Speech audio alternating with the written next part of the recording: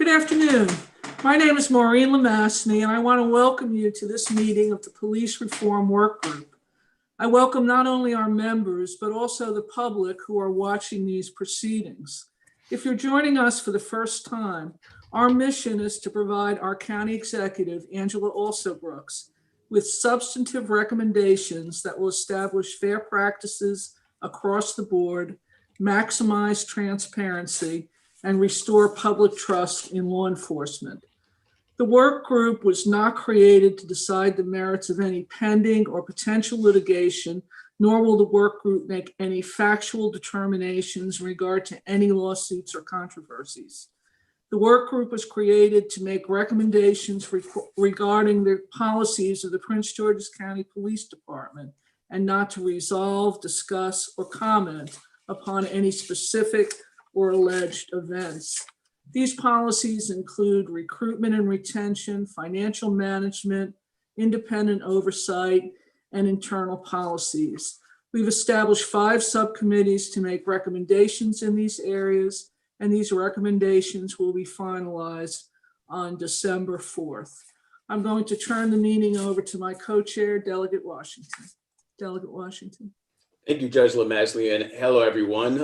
Thank you for joining us today. My name is Alonzo Washington. I am a state delegate representing District 22 here in Prince George's County, and I have the great opportunity to serve as the co-chair of this police reform work group.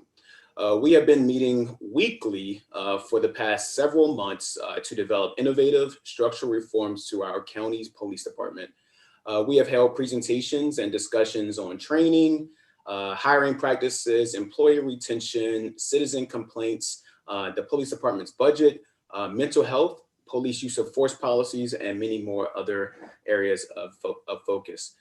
Today, we have the opportunity to hear one last time from the interim police chief, Hector Velez, as well as many prominent members of the faith-based community here in Prince George's County. We will also be hearing from several residents who have signed up to speak on their recommendations to the work group. Hearing from county residents will help ensure that our recommendations are well-rounded and as comprehensive as possible. So I want to thank everybody that has provided their recommendations to the task force. As always, I am excited for the opportunity to be here tonight, and I look forward to another excellent discussion with my colleagues here on the work group who are working extremely hard to make sure we have some great recommendations, and by December 4th, that will be presented to the county executive. Now, we'll get started, and first we'll hear from 3 of Prince George's County's faith-based leaders who have agreed to speak today on police reform in our county and make some significant recommendations. First, I would like to welcome Pastor Bobby Manning, who is with the First Baptist Church of District Heights. Thank you, Pastor. Thank you for having me, Mr. Washington, and I'm grateful for the work that you and your task force is doing on ensuring that our police department is representative of the values of Prince George's. Chief Velez, thank you so much also for your time. Grateful for your service to our community, and once again, very grateful for the opportunity to spend this time with all of you and with so many of my respected colleagues. We've been given a very strict time period, and I feel like I'm going to give some time back, but a couple of things I did want to express. First, I want to commend the Prince George's County Police Department for the growth that we've seen over my lifetime, what the department represents across the country, and we can be thankful to you, Chief Velez, as well as some of your predecessors as well, for a growing reputation that our police department has in representing our county well. Want to also say thank you and give commendations, of course, for the growing community policing efforts that have been taking place in the county. And so that is something that we are proud to say, and I've expressed both privately and publicly, we're proud to say of the Prince George's Police Department. I will say also that there is some concern, of course, that the issues that we see happening across the country don't hit close to home. And I believe that there are some things that surely you all in your task force and across the department have been talking about in order to ensure that we don't allow policy to put us in dangerous positions, even if our police don't put us in dangerous position. And so we want to be mindful of those things. And as the faith community, we want to encourage you to be mindful of such things, making sure, for instance, that we are growing in our transparency. I think that's one of the main things across the country in regards to policing, as far as community policing, and as far as the police that are walking the beat everywhere in our country, particularly in our county, is that there is a transparency about who is on the streets, and when an incident takes place. I feel like under the previous leadership in our police department, there may have been a feeling that hands are tied based on some of the policies that are in place to, for good reason, protect police, but also to, if I could say bluntly, give police a protective shield, in a sense, from being closely examined, and so I would like for us to maintain a conversation just about the transparency of what takes place within police ranks, so that the community is aware of what is happening and who is on the streets, who is policing our communities. Of course, there's the concern of no-knock warrants as well, and what is the Prince George's County Police Department's stance on no-knock warrants as it pertains to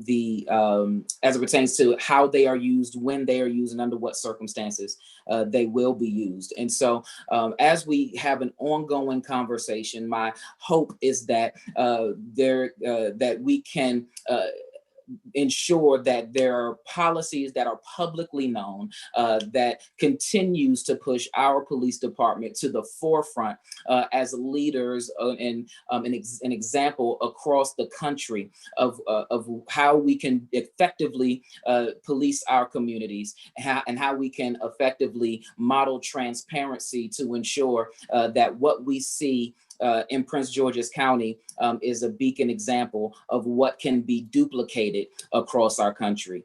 That's my hope for these ongoing discussions. And once again, I'm grateful for the opportunity to have this time to spend with each of you. Thank you very much. I appreciate that, Pastor. We're going to move on to Mr. Pastor Anthony Macklin of the Sanctuary at Kingdom Square. First of all, let me say thank you, Delegate Washington, and thank you, and I pray that I pronounced this name right, Judge Lamonse. Did I get it right?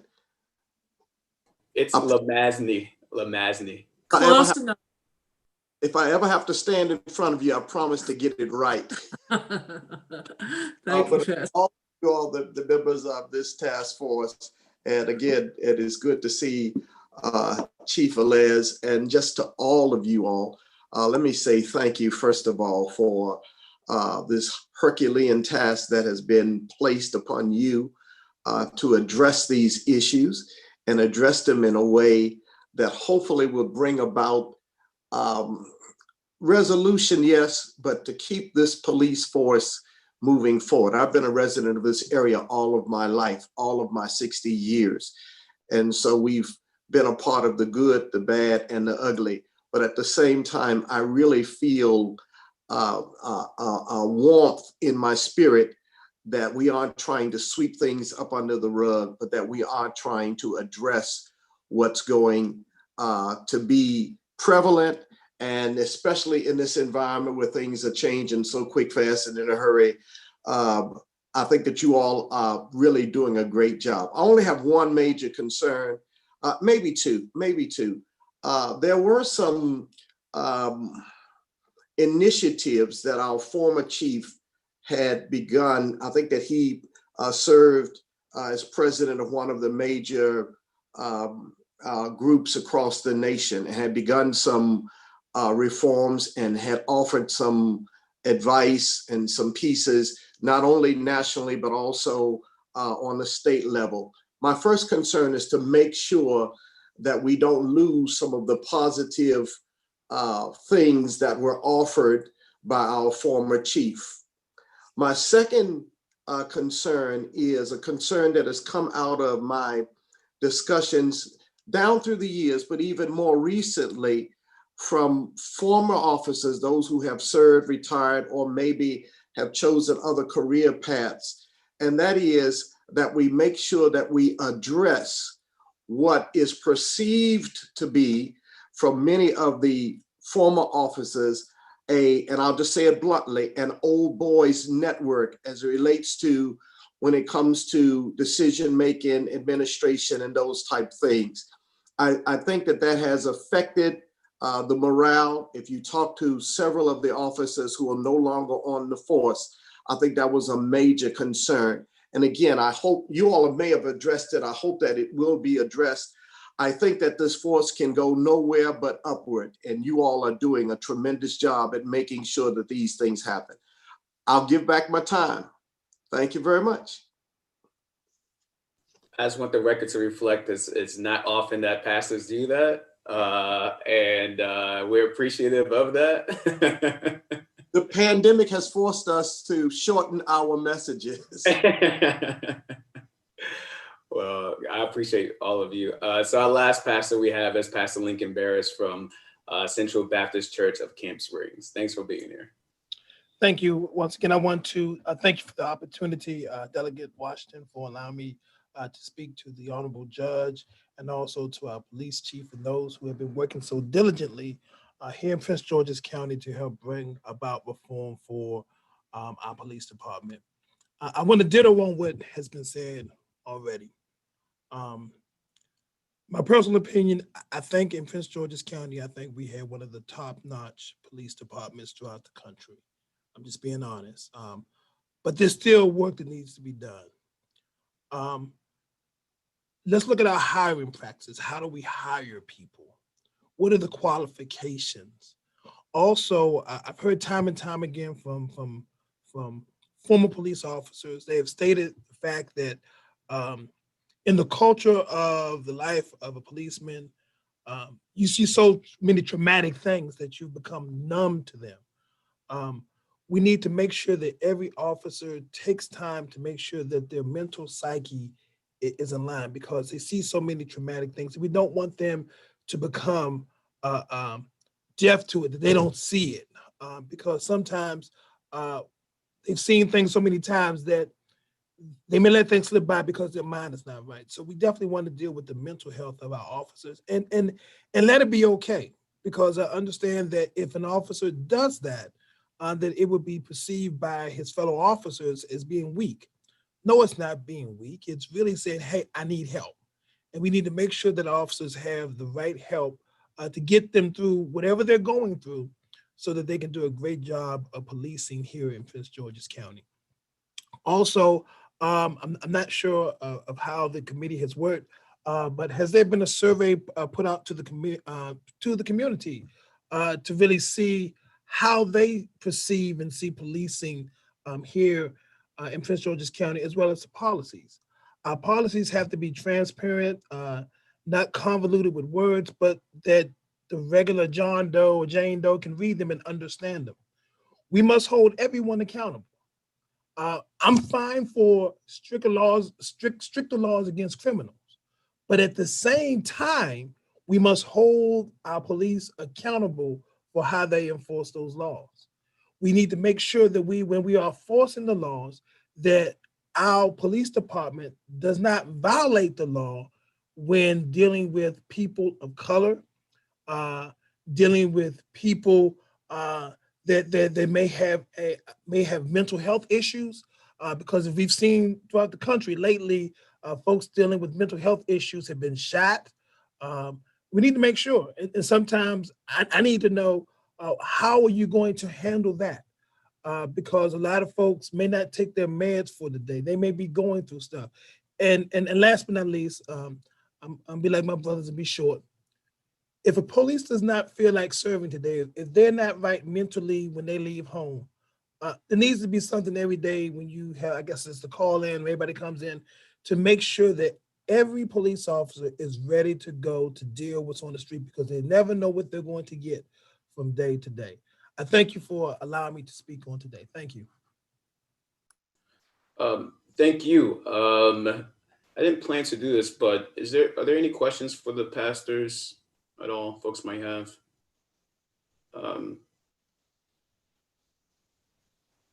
All right, seeing none, I want to thank you all for being here. The idea was to make sure we have the faith-based community's opinions and thoughts on before we render our decisions on recommendations that we're sending to the county executive. It's really important that we connect with your congregations and you all. And so we just wanted to make sure that we heard from you directly. So thank you for your time, and thank you for your brevity as well. Thank you. I really appreciate it. I hope you guys have a great night. We welcome you to stick around to hear from the chief as well. So next we'll go to Judge Lemessurier. You had anything to add? No, I'd just like to say thank you very much. I thought they were great. Absolutely. Thank you very much. We're going to move on to the interim chief, Hector Velez, and to conduct his presentation. I know, Chief, do you have an actual presentation, or are you just speaking to us? I wasn't sure if there was one sent out to us. You have one. Okay, Ryan, I guess we can put that up, and Chief, so the floor is yours.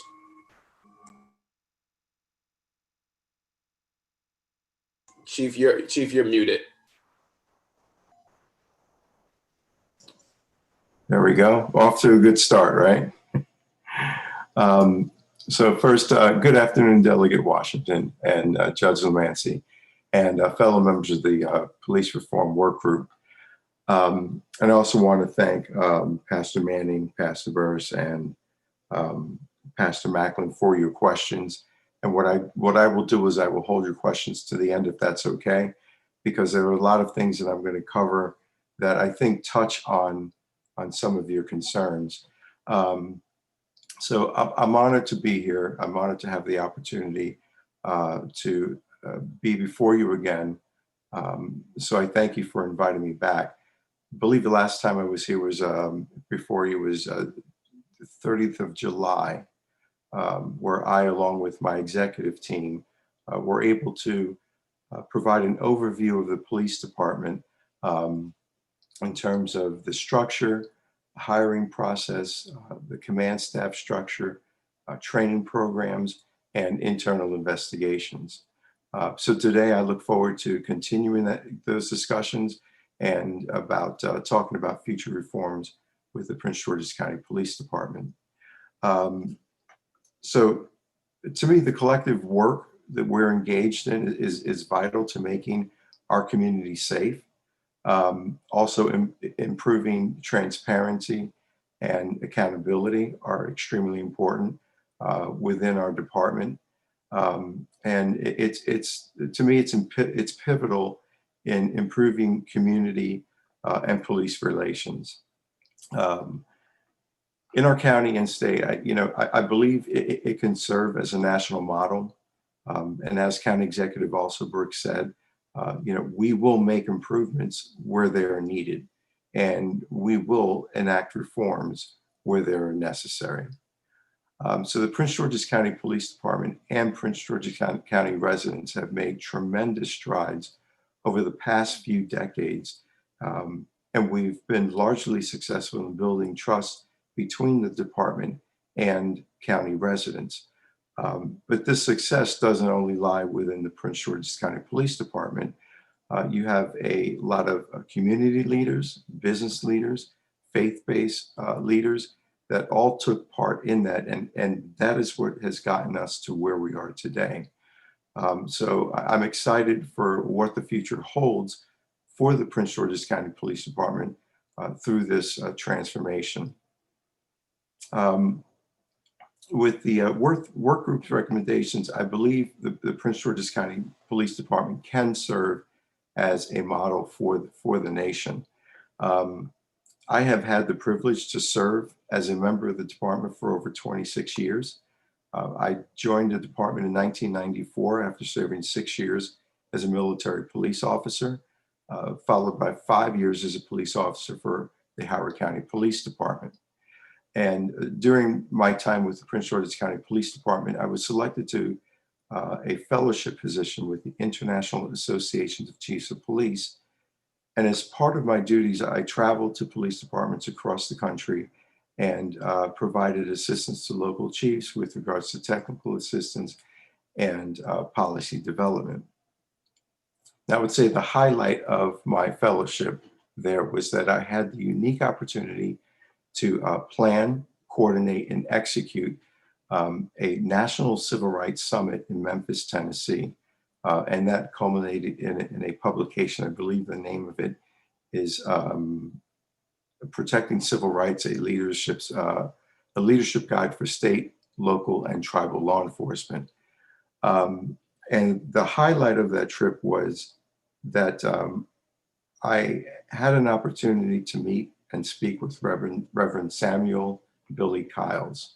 I did not know who he was. I was standing in front of room 306 where Dr. King had spent his last day. And this gentleman walked up, we began talking, and about 10 minutes into the conversation, he makes reference to the fact that he was in the room with Dr. King. And then I realized that he was actually out on the balcony when Dr. King was assassinated. And I just thought, you know, what better timing considering the summit that we were kicking off. So I explained to him who I was. I told him who was upstairs, and there were a number of executives from the Department of Justice Civil Rights Division. There were a number of police chiefs whose agencies were currently going through consent decrees. And there were also civil rights leaders that were all engaged in conversations as to how we can start working together to start minimizing these issues that we're seeing within these police departments.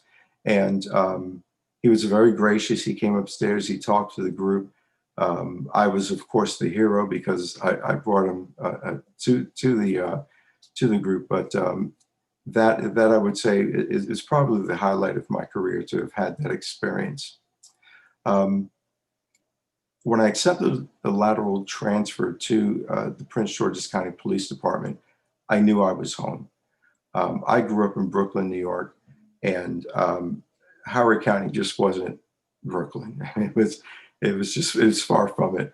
Prince George's County felt like home to me. So, you know, with that said, I've served in law enforcement in many capacities. And what I can tell you is this: I've had a lot of experiences with other agencies. And I can tell you that you have a lot to be proud of in the men and women of the Prince George's County. I believe that the vast majority of women and men on this agency serve with honor and integrity, and they seek to protect the public. And the primary objective of the department and our officers now, to include back then when I came on the agency, was establishing and maintaining public trust. The public trust is maintained. When public trust is maintained, our communities are safer, our officers are safer, and the result is less tension between police and the community. And I can tell you, officers understand that each call requires a different approach, and that compassion and understanding are vital to providing effective police services. They know that when a resident calls the police, that resident is placing their trust with that officer, and that it is up to us to ensure that we do not violate that trust. On an average, our officers handle about 1,453 calls for service a day. And so by the end of 2020, our officers will have handled more than 500,000 calls for service. Regardless of the number of calls our officers are required, and regardless of the number of calls our officers handle, they are required to render the same professional service, regardless if they're interacting with a victim, with a witness, or a suspect. Now, will the majority of officers meet and exceed our community members' expectations? There is always room for improvement with our officers and within the department. And I assure you that I'm committed to ensuring that our officers have the very best training in areas such as use of force, de-escalation, implicit bias training, and discrimination and sexual harassment training. I also believe that it's vital that our officers and our command staff are representative of our broader diverse community. And most importantly, as police officers, we must hold ourselves and our fellow officers accountable to maintain the utmost trust and transparency to the public and residents of Prince George's County. I have had the opportunity to review the work group sessions, and I'm aware of the group's concerns. So I wanted to take a few moments to talk about some current initiatives and trainings, as well as some reform efforts that I began pursuing immediately upon assuming command of the Prince George's County Police Department. Now, I know that this in no way addresses a lot of the concerns of the work group, but I wanted to provide some information about our initiatives that we are undertaking. So specifically, the issues that I'm going to be addressing are related to use of force training, community policing and pre-textual stops, recruiting, hiring and retention, internal affairs and accountability, officer wellness, and data collection and reporting, which I think Delegate Alonso is going to really like. So first with training, the Prince George's County Police Department takes use of force very seriously. And to illustrate that point, several years ago, the use of force reporting requirements were changed on the department, and it was changed to include any resisted physical coercion, no matter how minor. So I'm aware of an incident in which there was an officer in the school.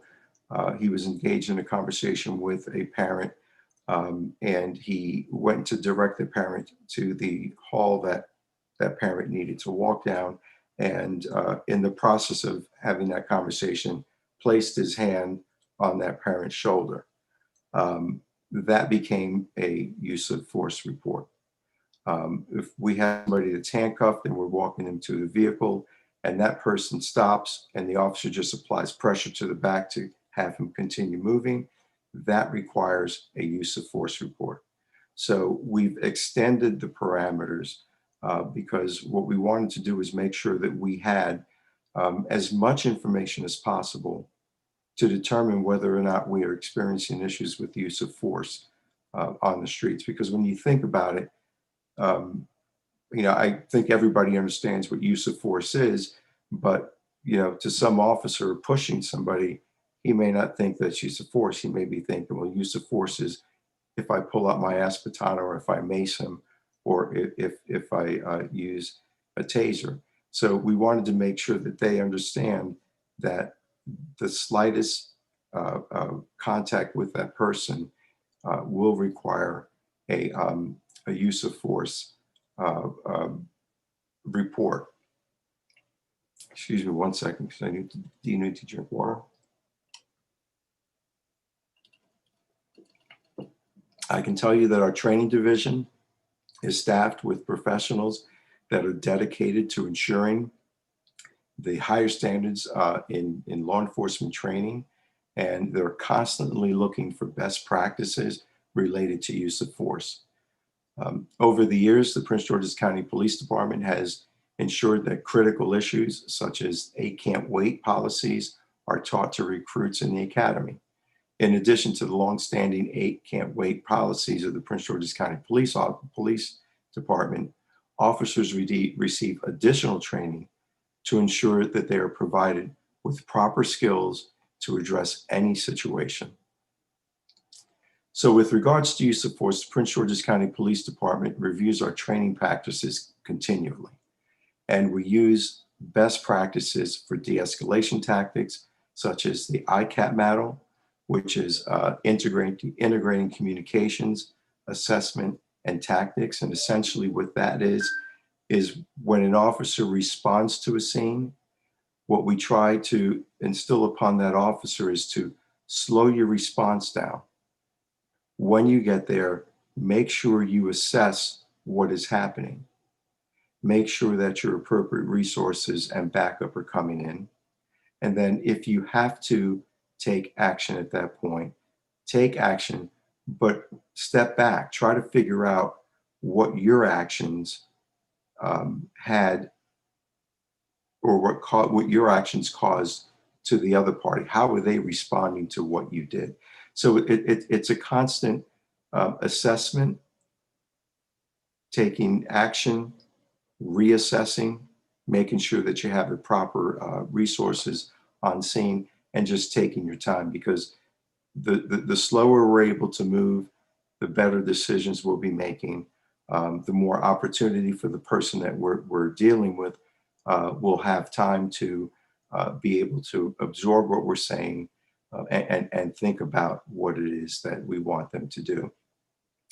The Prince George's County Police Department also includes implicit bias training and mental health and crisis intervention training for all police officers in the academy and during in-service training. Prince George's County police officers also receive EPIC training, which stands for it's ethical policing. And with the EPIC training, what we're teaching our officers to do is to intervene and stop wrongful actions by their fellow officers. And this training is supported by departmental policy, which mandates a duty to intervene. And I can tell you, within the last 2 weeks, we've had 2 incidences in which one officer intervened, and in both situations, officers ended up going to their supervisors to report the misconduct that they had observed. In addition to EPIC training, there's a heavy influence that's placed on de-escalation training. And it is not just one block of de-escalation training. This de-escalation training is trained across various modules throughout the police academy. So that is instilled, it's drilled in these officers so that when they get out, they understand that de-escalation is probably one of the most important things that they can do when they're engaged with someone who is less than compliant. The various training modules that I was discussing teach smart tactics, effective communication, and stresses, most importantly, stresses the value of life, human life, and dignity. But despite everything, well, with everything that I've just explained, we still can do more. And we understand that there isn't an organization on this planet that I think can say we're perfect and we don't have to grow, as an organization or as an agency. So when we're looking at implementing these things, one of the things we do is make sure that we're focusing on what benefit this is going to have for the community, what impact will it have on the community. Now, when looking at the training that I just explained, and as I just said, we can do more. One of those things that we can do is improve upon our EPIC training, which is ethical policing is courageous. I will be implementing the active bystandership for law enforcement training, which is called ABLE, and we're hoping to do that in 2021. And what ABLE does is it provides effective bystandership training And what's most important is to create a culture that accepts peer intervention. And in my mind, that's probably one of the most important things in this whole process, and that is changing the culture of the organization to understand that, you know, these tools, these trainings are necessary in order for us to serve the residents the way they deserve to be served, and their importance in ensuring that there is that building of trust between the police and the community. So in addition to de-escalation training, I'm working to further provide training opportunities around crisis intervention for our officers. We have a partnership with the affiliated Sante group. So I will be working with them to determine how we can increase the quality of the training that we're providing to our officers, what we can be doing different.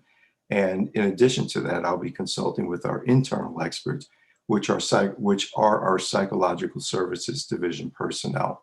And they do a lot of training for our officers as well.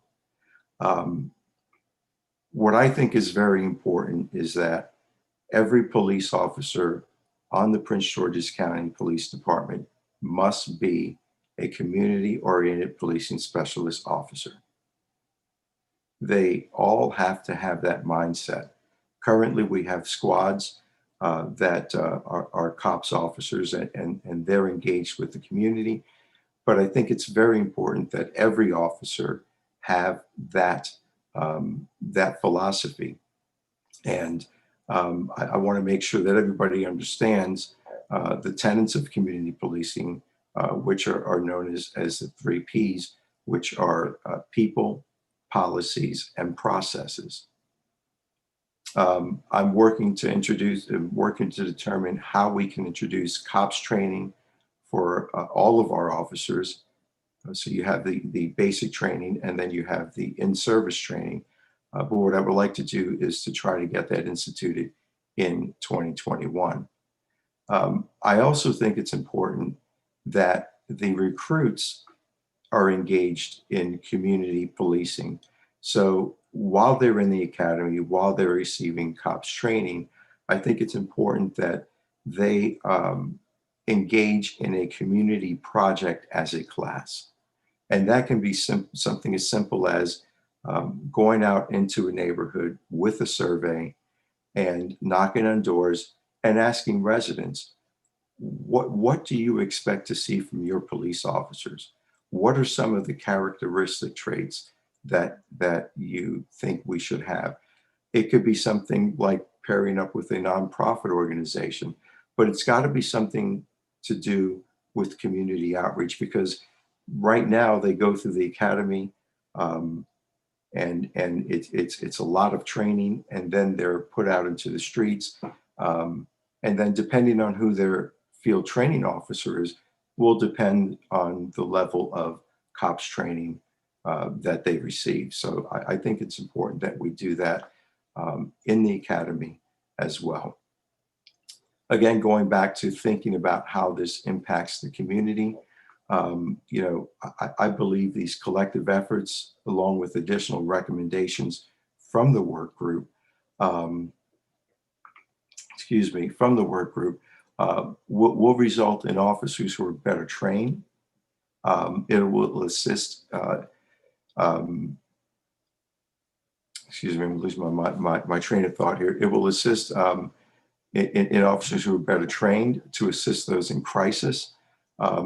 It will help to create a culture of intervention and prevent unlawful actions. It'll help achieve a culture of community involvement and engagement by our officers. And I think ultimately the result will be safer communities and safer officers. The next thing I'll talk about is recruitment and retention. So concerning recruitment, retention, and hiring, the members of our recruitment section work hard to promote our recruiting efforts. They're a small unit, but I do know that they put in 110% in what they do every day.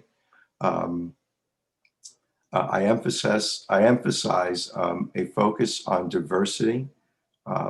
They also embrace diversity within the community we serve, which includes race, gender, religion, sexual orientation, gender identity, language ability, background, and experience.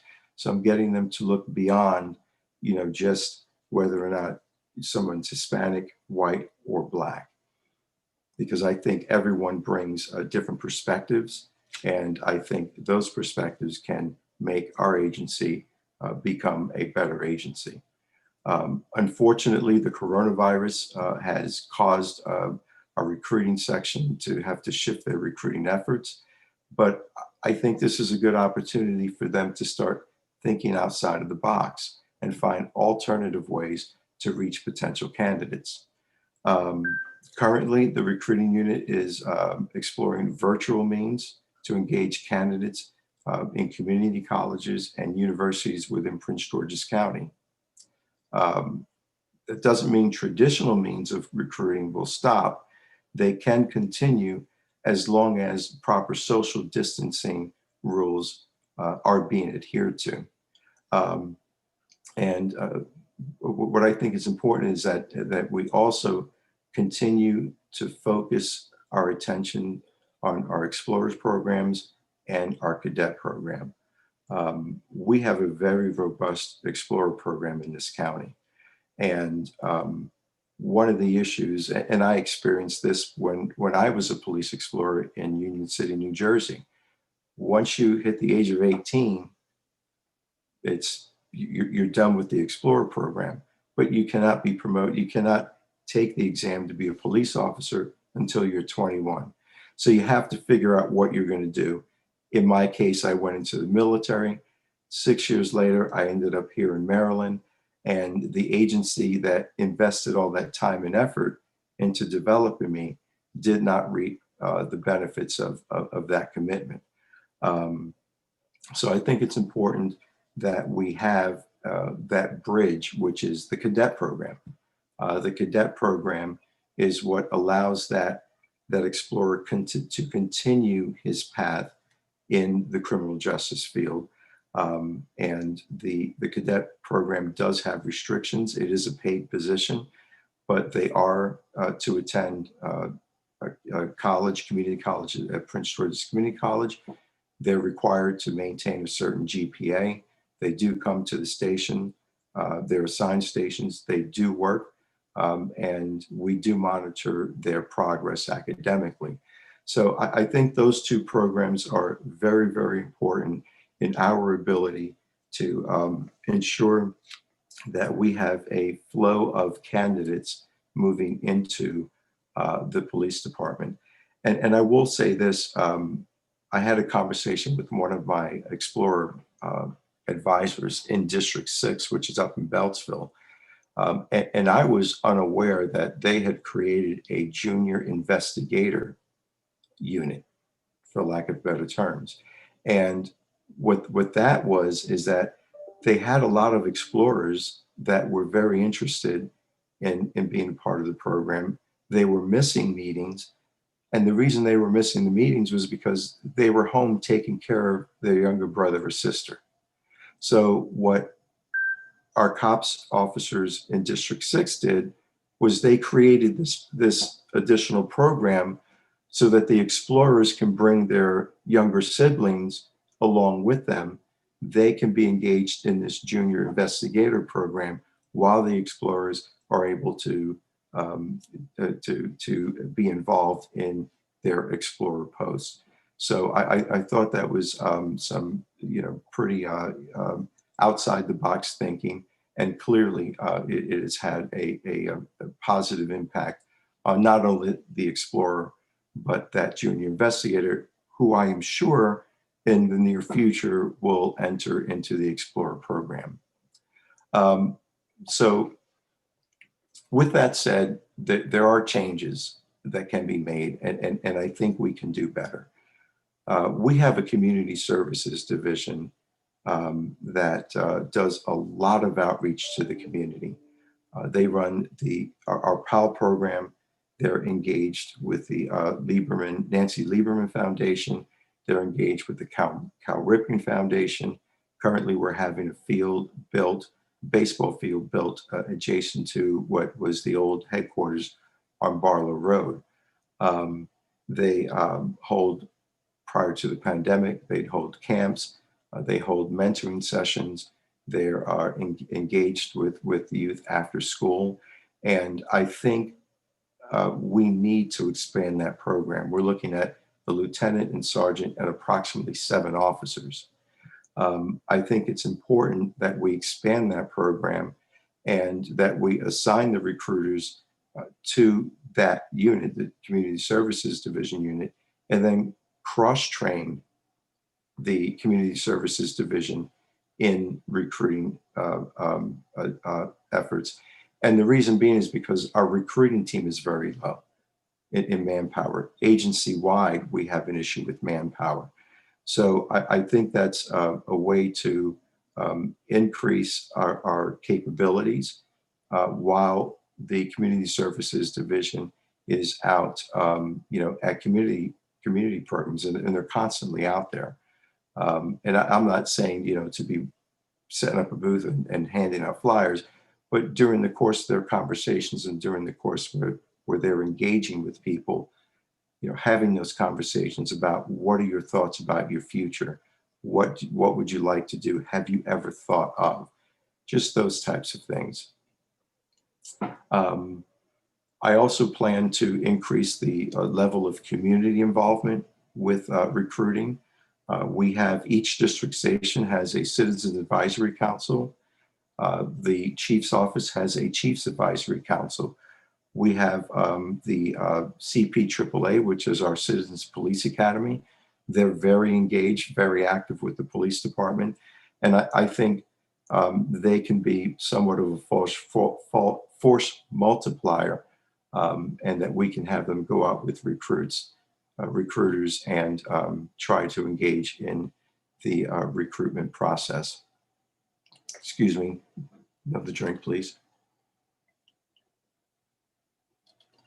The other thing I'd like to do is ensure that our recruiting efforts are being evaluated quarterly. And I think that's important because we need to ensure that we are focusing on changes that are occurring with our different generations. And I've said this before, and I've said it many times, that generations change. And so police agencies, police departments, police officers need to ensure that we're changing as well. We can't remain 20 years in a pattern of doing things while society is moving forward and are having different expectations of us. I also think that we should have our recruiting efforts benchmarked with various agencies across the United States, and that's not something that's difficult to do. We have access to a database with the IECP in which we can simply put in a query, and that is sent out to all agencies that have a membership with the IECP. And it's not unusual for within minutes, somebody is responding and somebody is sending their policy or their SOPs, to show exactly what it is they do. So I think the benchmarking is also a very important part of that. I do know that our recruiting section is going to be expanding outreach during the pandemic to all of our 8 district stations. And what they're going to be doing is holding career fairs, of course, ensuring that we're paying attention to social distancing. But we think that these events will promote community engagement. We also think that they will help navigate people through, the process of applying for a position. We'll have resources there on site. So if somebody wants to take the physical agility test, we can have them sign a waiver and we can do that. But making ourselves available during the pandemic, I think, is something that we need to do. We just can't say there's a pandemic and so therefore we have to stop our recruiting efforts. Because I think in today's day and age, there are a lot of people that are out of work. There are a lot of people that, at one point thought, I would have liked to have been a police officer. Making ourselves available could very well make that happen for that person. And the last thing is making, having these events at these district stations, we feel also can make it convenient for people that may not have availability to transportation. Typically, we hold our processes at the old headquarters facility. And if someone is having difficulties with transportation, well, then that makes it impossible for them to follow through with the application process. And so therefore, we believe that it does provide countywide exposure to our hiring process. I think retention is something we also need to focus on. So, retention can be done by increasing incentives, and we've seen the county do that recently with the DROP program. I know a number of police agencies have a dual career track field. And what that means is that you have certain police officers that were born to be investigators. And they love the job they're doing. But they know that if they take the promotional exam, more than likely they're going to be transferred out of that unit into a uniform assignment. And while we do believe that everyone should be able to return to a uniform assignment, in doing that, we also lose a lot of expertise. We lose that historical knowledge. So, possibly creating that dual track so that, a corporal understands that if he takes a sergeant's exam, it doesn't necessarily mean that, he is going to be transferred out of the homicide unit. I'm also exploring the creation of a mentorship program. I think that's something that is surely needed on the agency.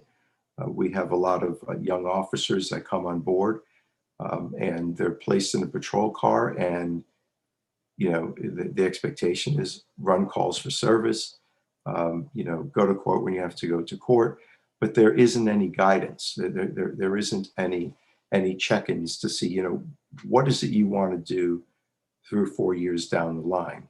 And then depending on what that response is trying to arrange for that officer to receive training in that field so that when that time comes, he at least has something behind him that can give him an advantage to get into that position. The other thing I'm doing is in the chief's office, I have a chief of staff, I have a captain and a lieutenant. The lieutenant will typically do research things, he'll look up things here and there, he or she will look up things here and there. But what I want to do is I want to take that position and make it a fellowship position. And this goes back to my fellowship in the ICP.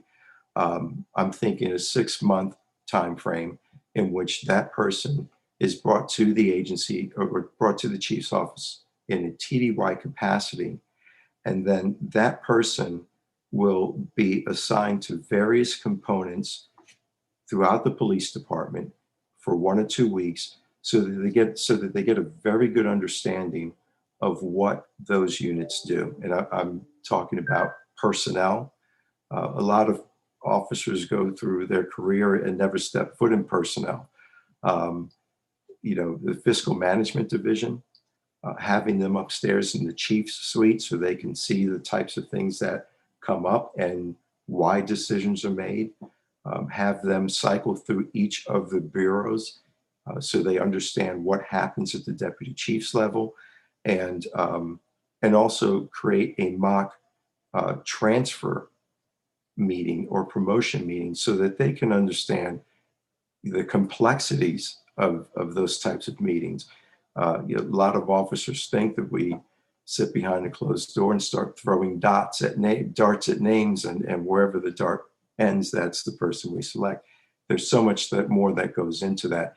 And I think it's very important that our lieutenants get that experience, because it provides them a well-rounded approach to what the agency is doing. And I think that ultimately translates into community service.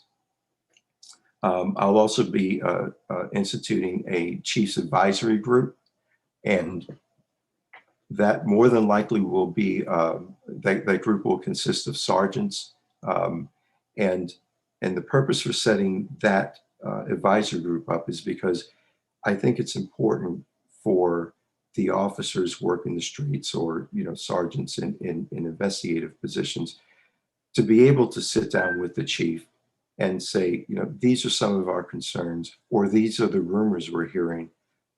Can you tell us whether or not this is true? This is something I did as a District 1 commander, and the troops loved it, especially when I replied back to them via email saying, I looked into the concern you had, and here's the answer. I think that shows them that they're cared about, and they're viewed as an important member of the police department. And lastly, I'm also looking at instituting an Officer of the Month program. And typically what's been done in the past historically is, the officer that makes the great arrest, that pulls, the vehicle over, that, and that officer ends up recovering, a certain amount of drugs. I think it's important that we recognize our officers for community outreach efforts. And again, what that shows is there's value in doing those types of things. There's value in going out and meeting somebody that you've never met before and developing a relationship. Those are the types of things, again, going back to this cultural change, I think those are the kinds of things that will allow that to occur. And lastly, with regards to retention, I believe the main thing with retention is ensuring that officers feel that they're valued. And I call those the soft issues, making sure that you're paying attention to the soft issues, because more often than not, that's what really matters to an officer. If they come up to you and they talk to you, and you acknowledge what they're saying, as long as they're heard, more often than not, they're fine. They're fine. At least they know that, they were given that time and attention. Again, going back to what the benefit to the community is, I believe that, the efforts that I outlined above will lead to my more diverse recruitment classes, as well as provide young officers with mentorship opportunities. That in turn will make them become better police officers. We want to make sure that officers have access and access to resources for training and for a meaningful opportunity to provide feedback to the department. And we're also committed to building, as I said before, on our Explorer program and our cadets. I can't underscore the importance of that.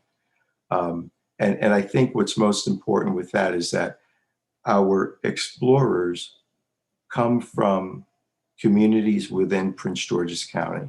And we're always talking about how do we go about, having a police department that reflects the community that it serves.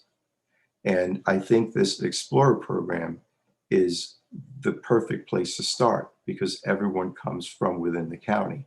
And having that bridge from being an explorer to a cadet and then a police officer allows us to put police officers on the streets that have a vested interest in the areas that they're going to be serving.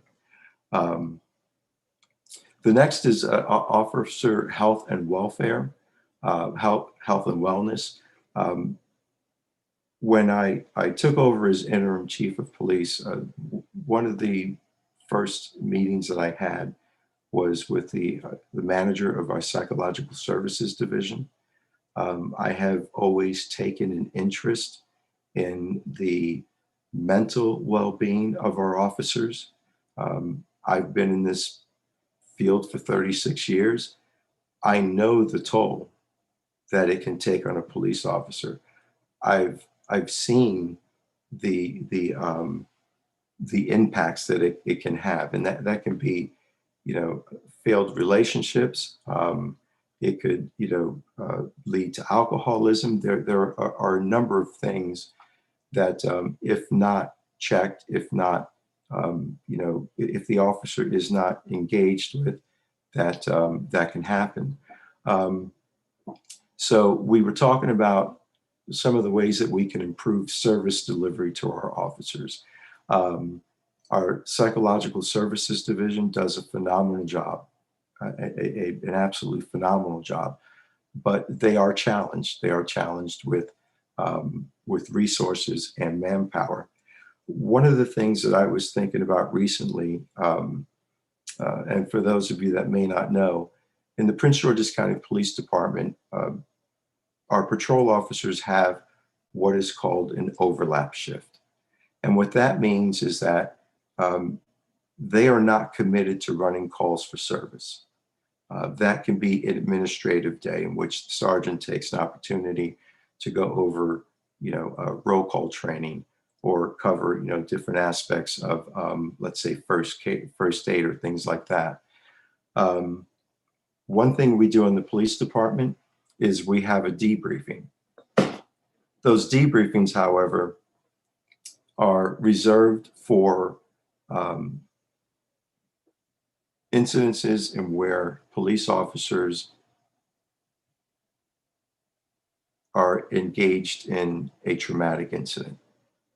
And I'll use an example. In District 5, I think it's going back about 3 years ago, we received a call for 3 young girls that were brutally stabbed in a home.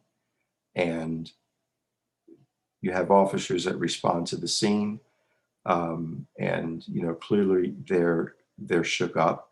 And our first responsibility was to get officers from elsewhere in the county to that area so that they can relieve those officers and then have those officers respond. In this case, we sent them to the District 5 station, have them respond to the District 5 station, have our psychological services people respond to the District 5 station and conduct a debrief.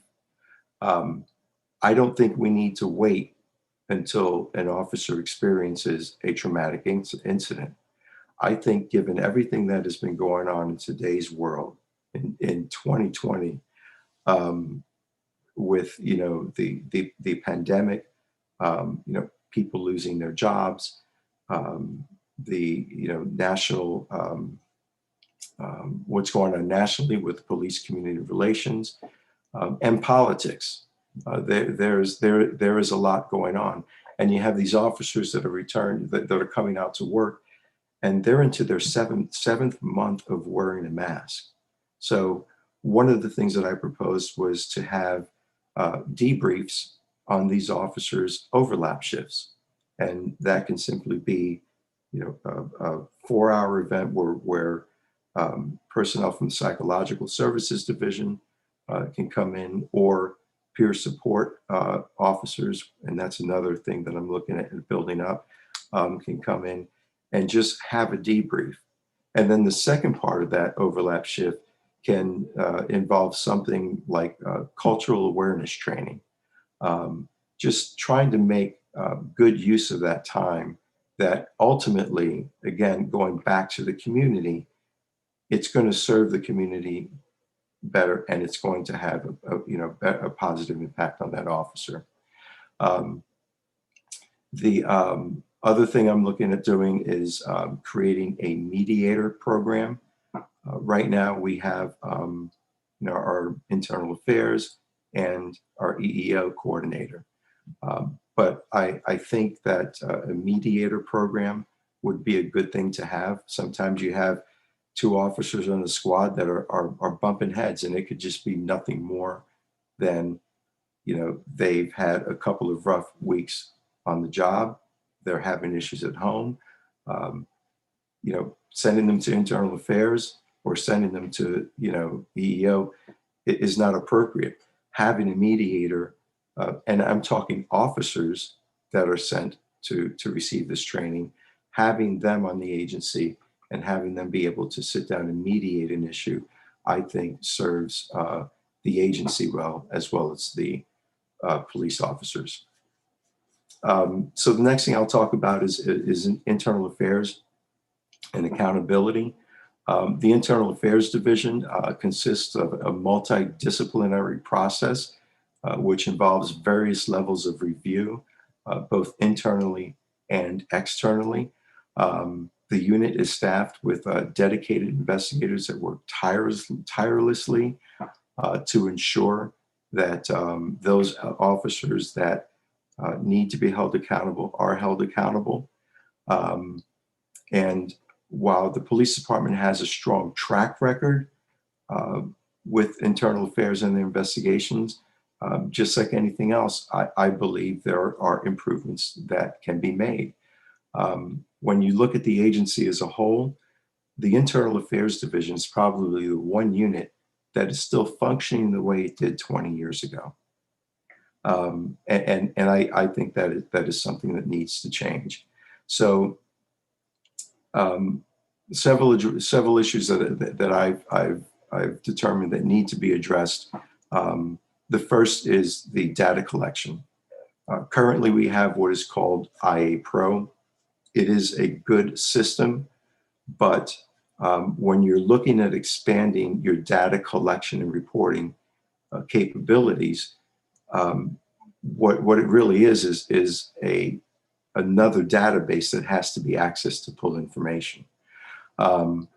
The program is not as user-friendly as I would like it to be,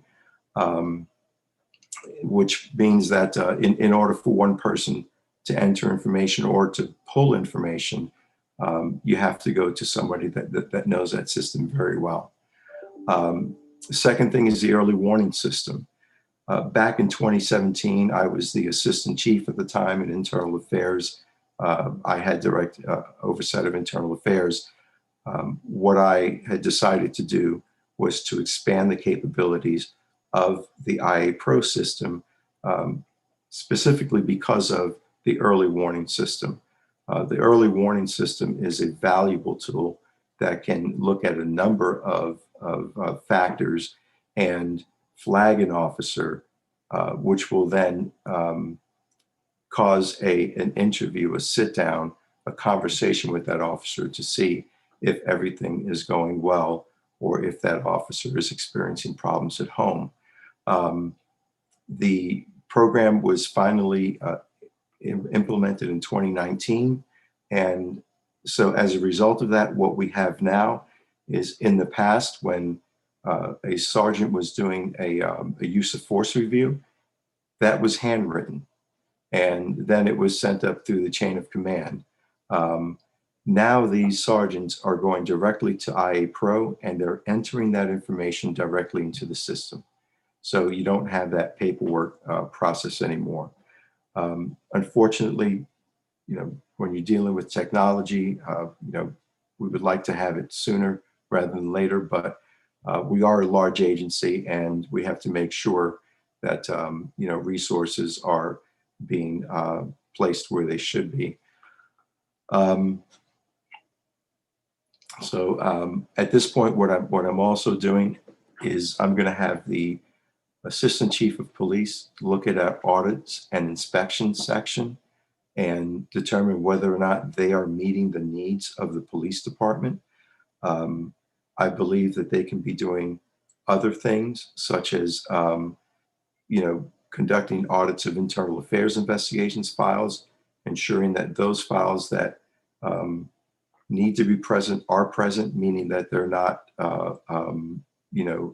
shredded because of retention schedules, making sure that internal affairs files that should have been shredded because of retention rules, that they are in fact shredded. Also having them look at body-worn cameras, mobile video system cameras. Those things are all very important, doing trail audits. So what we're going to do is look at the audits and inspections unit to figure out if there's a way that we can use them more effectively. And again, so what is the benefit to the community? The benefit to the community is that we'll continue to work with the civilian, civilian citizens complaint oversight panel. And I think it'll also increase in transparency, legitimacy, and in confidence in the police department and the internal affairs process. I believe the changes will result in a department that can hold officers accountable and potentially remove them from duty in a more timely manner, and that it will also improve the morale of the police department, because police officers don't like having officers that are engaging in criminal misconduct or just violently, just blatantly violating policy on the department, because it shines a bad light on all of us. We all wear that black eye. And so the last thing I'll be talking about is data. So we do an excellent job when it comes to reporting crime numbers. In fact, we recently moved from entering. Hey, Chief, can I hop in for you real quick? Can I go too long? Yes, sir. It's been about 45, 50 minutes so far. Wow.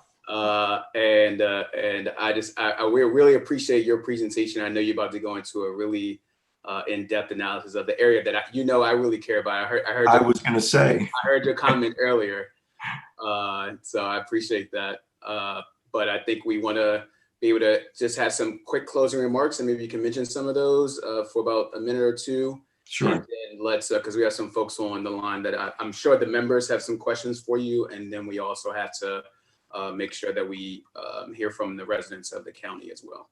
Excellent.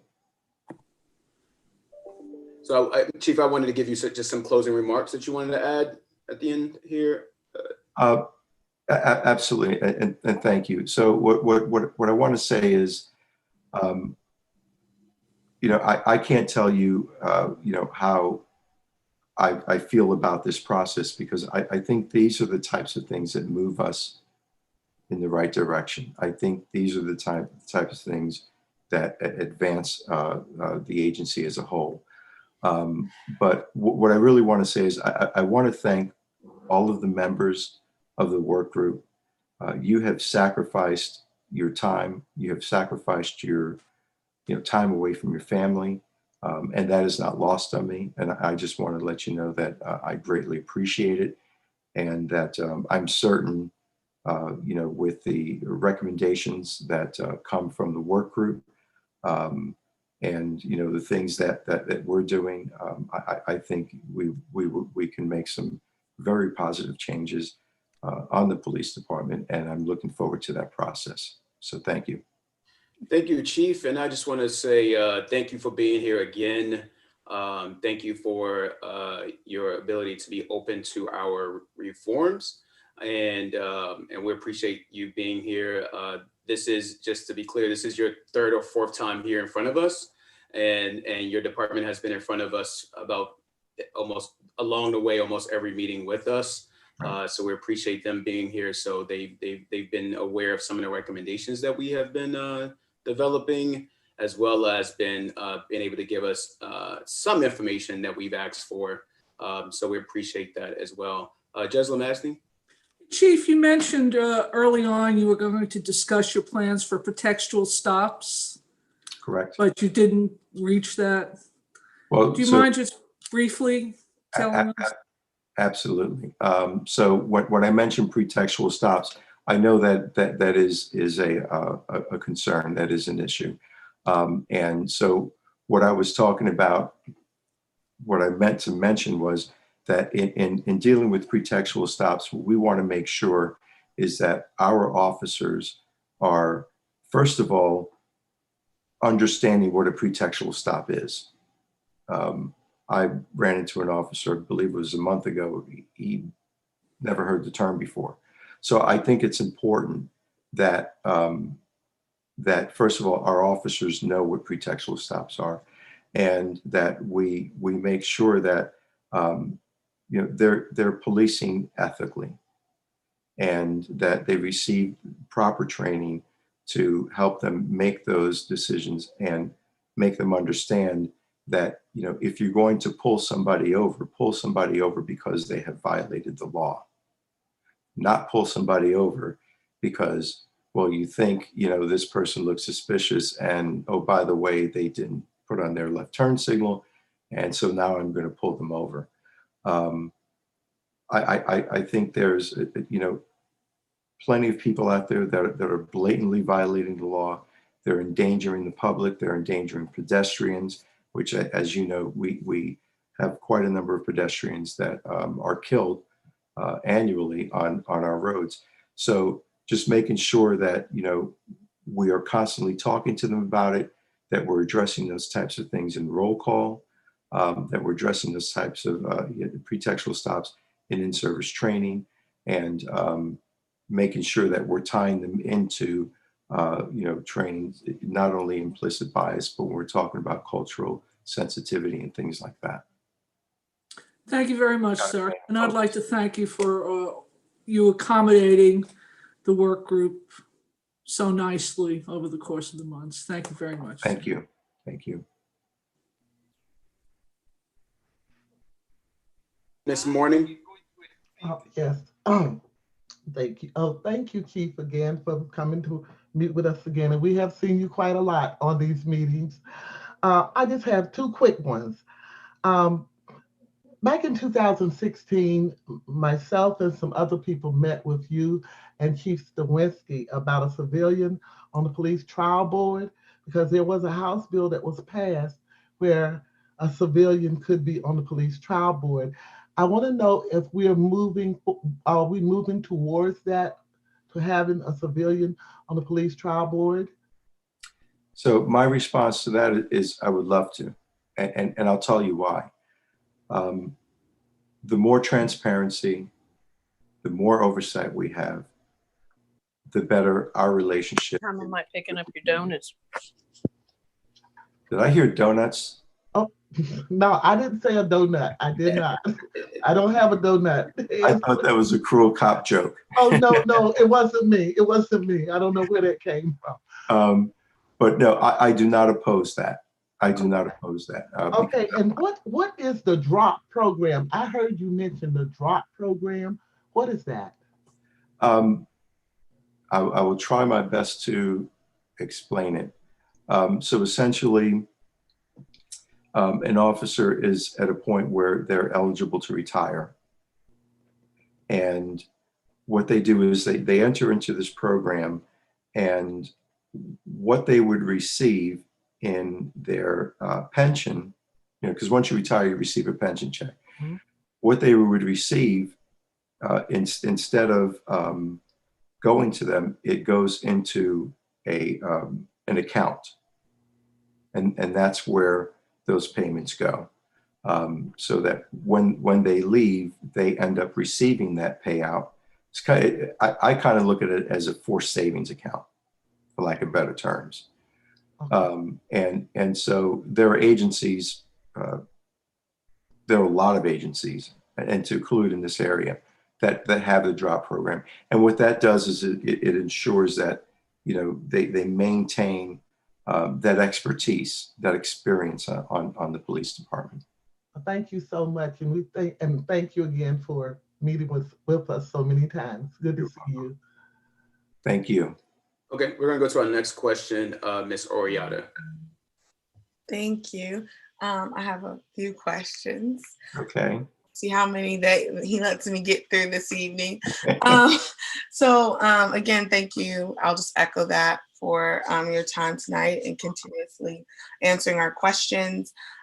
So one question, you talked about the use of force reports and how that's changed so that you can start having that conversation earlier about like levels of use of force, because there might be assumptions that you mentioned, like it's macing or batons. But I'm just curious because how has consequences for different levels of use of force also, I guess, evolved with reports? Is it just reporting it, or has there also been a scale change of punishment that goes along with the reports? And that's a very good question. So a use of force report does not mean that a police officer did something wrong. It just documents that that officer used force. So once that report is written, then it goes through a review process. So it'll go to the sergeant. The sergeant's actually the one that does it. If the sergeant is the one that used the force, it will be the lieutenant that does it. So it's got to be a supervisor. But let's assume it's an officer. That sergeant will come out. He will write up the use of force review. And then that will be forwarded to the lieutenant. And the lieutenant is going to take a look at the circumstances. And if there's in-car camera video or body-worn camera, he will review that as well.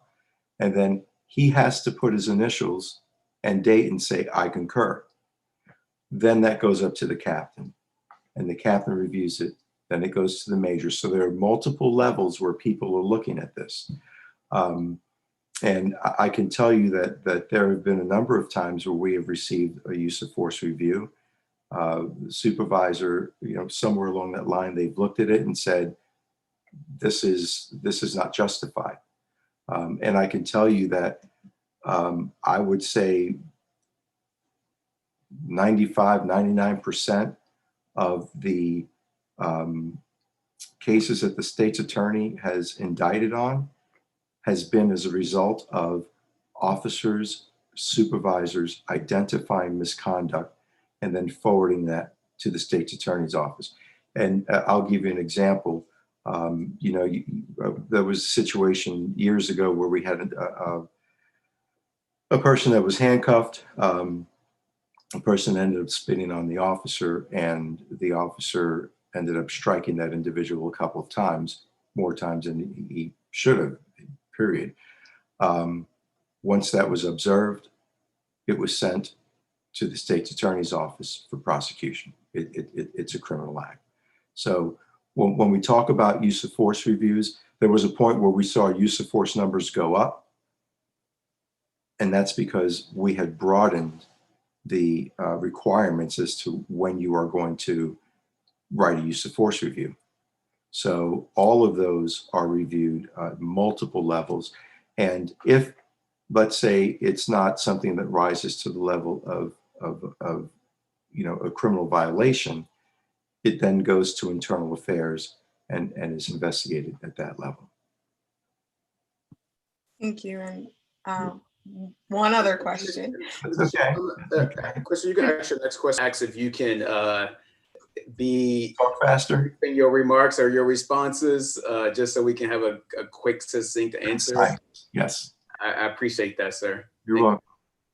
Thank you. Because you talked about trying to move away from, I think you called them pre-textual stops. And I was just curious is there going to be any types of consequences for officers that are found to do that multiple times? Or is it just training and asking officers not to, or what that will look like? So here is the challenge with pre-textual stops. As the leader of a police department, as chief of police, I can't tell my officers do not enforce Maryland traffic law. A pretextual stop, somebody that's pulled over might feel that is the reason why they were stopped.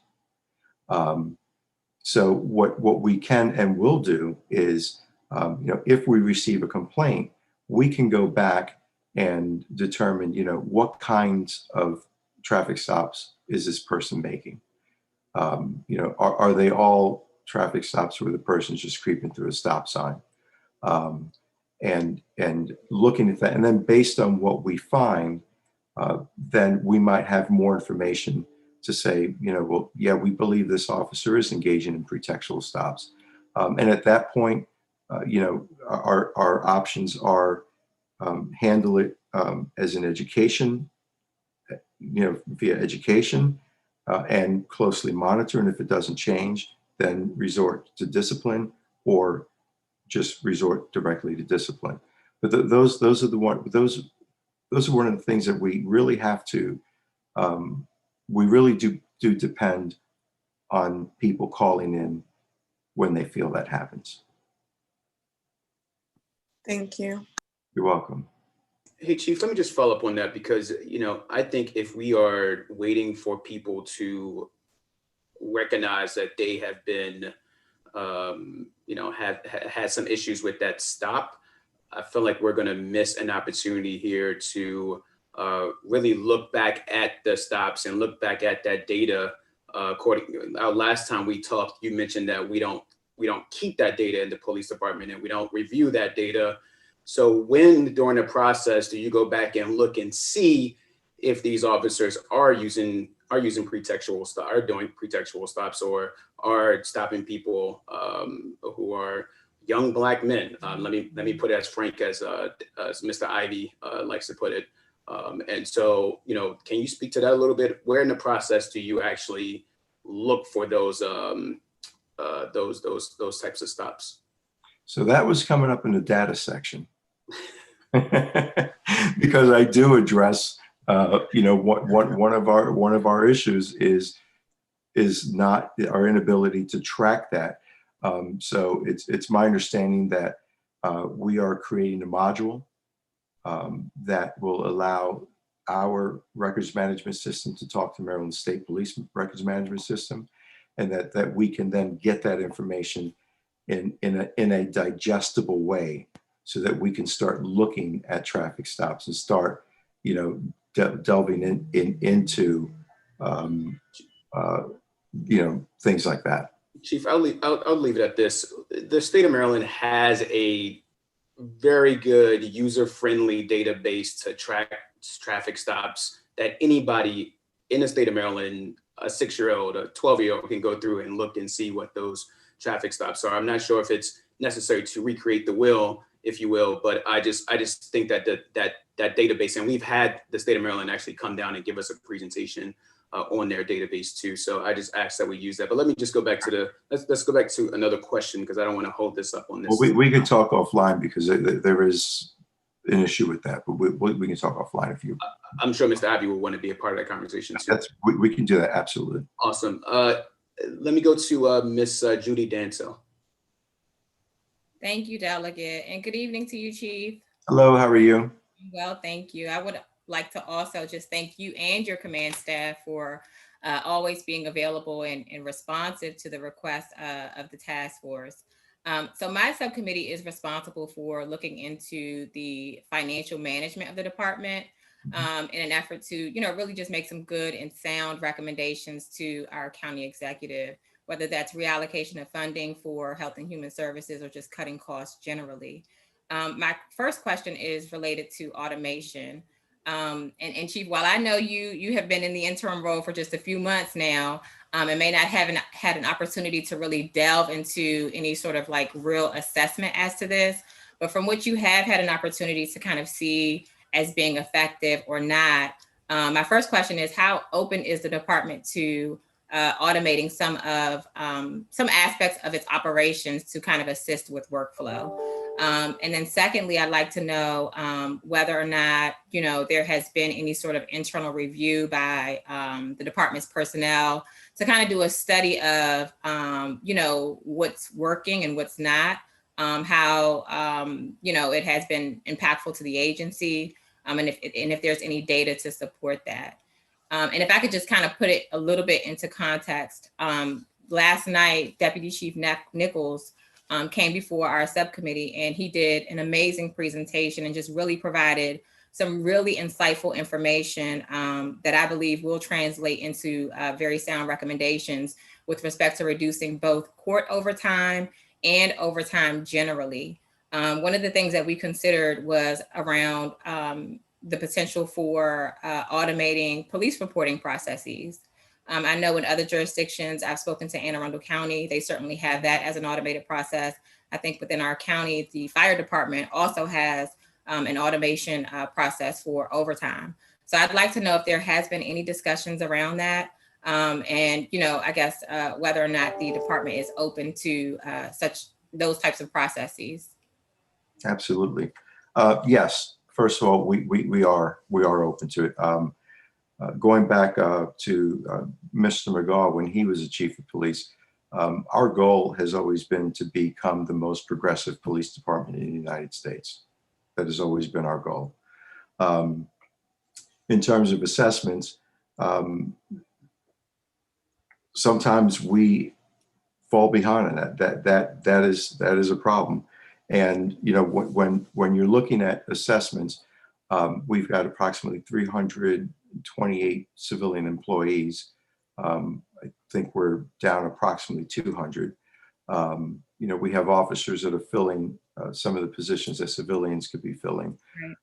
So, you know, in a perfect world, I would love to have, you know, reports on my desk, you know, every day so that I can look at things and I, you know, I can have somebody dedicated to, you know, doing an analysis of things and coming in and saying, okay, this is what we have. Mm-hmm.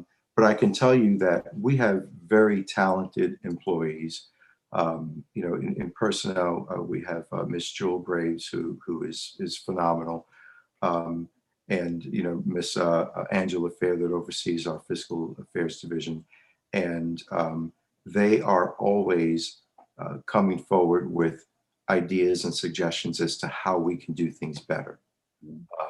So what that tells me is that they're constantly looking at processes within their respective units and you know, saying, well, you know, let's try this, let's try that. I did this and it worked great. Can we move forward? So, you know, we do that in quite a lot of our units, but I'm sure there are some units that we can drill down to and make that a regularity, I should say. With regards to, I wrote down internal review, what's working, what's not. I think that's kind of what I just explained. Mm-hmm. And as a leader, I'm a firm believer that you know, if someone from a particular shop comes to me and says, hey, you know, we've been doing it this way, but I really think we need to do it this way because I think it's going to work better. That's the person that's doing the work. So I'm going to tell that person, go ahead and do it. Get back with me. I want to see some kind of documentation that shows, you know, the efficacy of what it is that you're doing. So we're always looking at ways, especially, you know, manpower drops and you know, you're talking about, you know, our budget this year, you know, had to be cut. We are forced to look at ways to do things better. Sure. Thank you, Chief. And just as a follow-up, if there are specific areas or ways that you believe costs could be cut in an effort to achieve, you know, reallocation for those purposes, I'd love to have those recommendations directly from the department so that our subcommittee could incorporate that into our recommendations. Absolutely. Thank you. Thank you, Chief. Thank you. And Chief, you did list a lot of things that you're thinking about doing, as well as some of the things that you've implemented already. Can you send us that list that you have so we can review it? Absolutely. Thank you. Next question, Mr. Ivy. Thank you. And thank you, Chief, for coming in. Thank you. I know I get in trouble because I take too long asking questions, so maybe I'll just make comments. One, I know it was just an aside, but in your presentation, you mentioned an officer getting an award for pulling over a car and finding a large amount of drugs. Now, I know that was just an example you were giving, but I cringed a little bit, I must say, because it goes, that sounds like the pre-text stops that we've been talking about. And if you're thinking about things to look for on that front that's proactive, if you're seeing somebody coming up with a lot of, you know, they're stopping cars because they got dice hanging from the rearview mirror or air fresheners or something like that, that ought to be kind of a red flag for you. The bystander training, quick comment. If you don't have sanctions for people who fail to intervene, and if it's not integrated into their reviews, I think it's less effective than if you do. And then the internal affairs, that you mentioned something about shredding internal affairs documents. And I don't want to be unfair about it, but that one I was a little concerned about because of the potential Brady issues. So I don't know if you only shred things that have been unfounded, or what that distinction is, but that might be one to think about a little bit in the context of documents that should be retained. But thanks again for the great work you're doing. We appreciate you coming and your cooperation with the task force. Thank you. And I'll, if I may, I'll just get answers to you with regards to what you just talked about, if I can do that. Thank you. Thank you. It's good seeing you again. My pleasure. Okay. Any other questions for the chief? I just want to make sure I didn't miss anyone. Chief, you mentioned that you're changing the use of force. Did you say earlier that you changed the use of force policy, or that you've updated the use of force training? And if you can speak to that for us, and then can you also speak to what steps did the police department take immediately after the Mr. Green shooting, the unarmed Black man in handcuffs in a police officer's car? Can you speak to the steps that the police took to change internal policies and procedures in order for this never to happen again? And then I guess and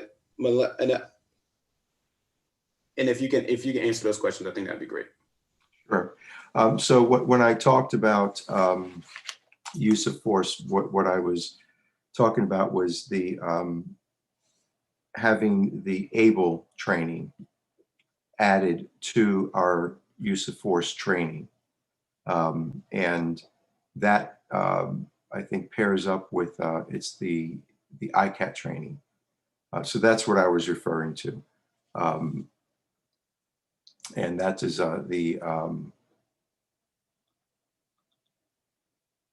so right now we do the EPIC training, which is an ethical policing is courageous. And then what I had talked about was the ABLE training, which is the active bystander training, adding that to that.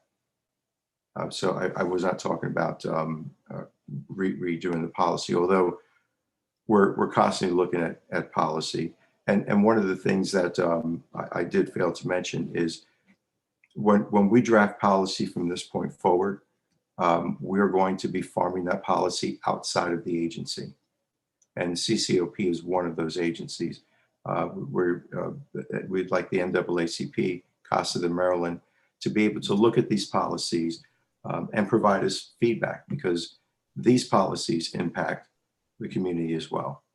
So now with Mr. Green and Officer Owen, I can tell you, one thing we did do, and I'll say this, that was a criminal act. That was a murder. There's no excuse for that. I can't point to a policy that this guy would have been trying to violate that resulted in Mr. Green's murder. This officer, from what we can tell, because there was no evidence whatsoever that could offer any inclination that was justification. From what we can tell, he just shot Mr. Green in the car. But what we did have to do was we did have to, have our psychological services division go out and start, reaching out to police officers, because as much as this devastated the community, it devastated a lot of police officers. And, unfortunately, that's the, one side that the, community doesn't see. But we had a lot of officers that were just traumatized by that. And, of course, You have a lot of officers that are going out there and you know, they're fighting the good fight every day. They're going out and they're trying to build relations. They're trying to build trust. And then here you have this one person that just kind of, you know, tips that one domino and you know, before you know it, we're falling backwards again. So, you know, it's frustrating to all of us, this, you know, to the command staff.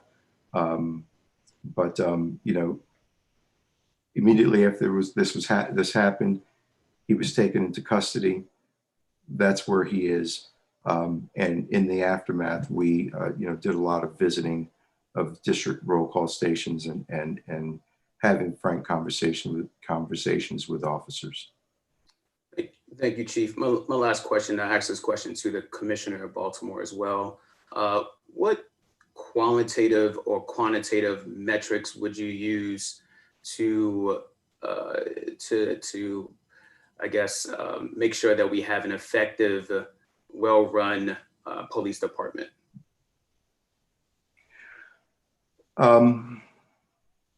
Qualitative metrics, I would have to say that that would have to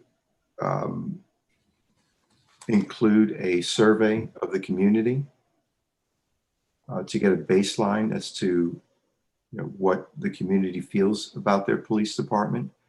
A survey of the officers inside the agency.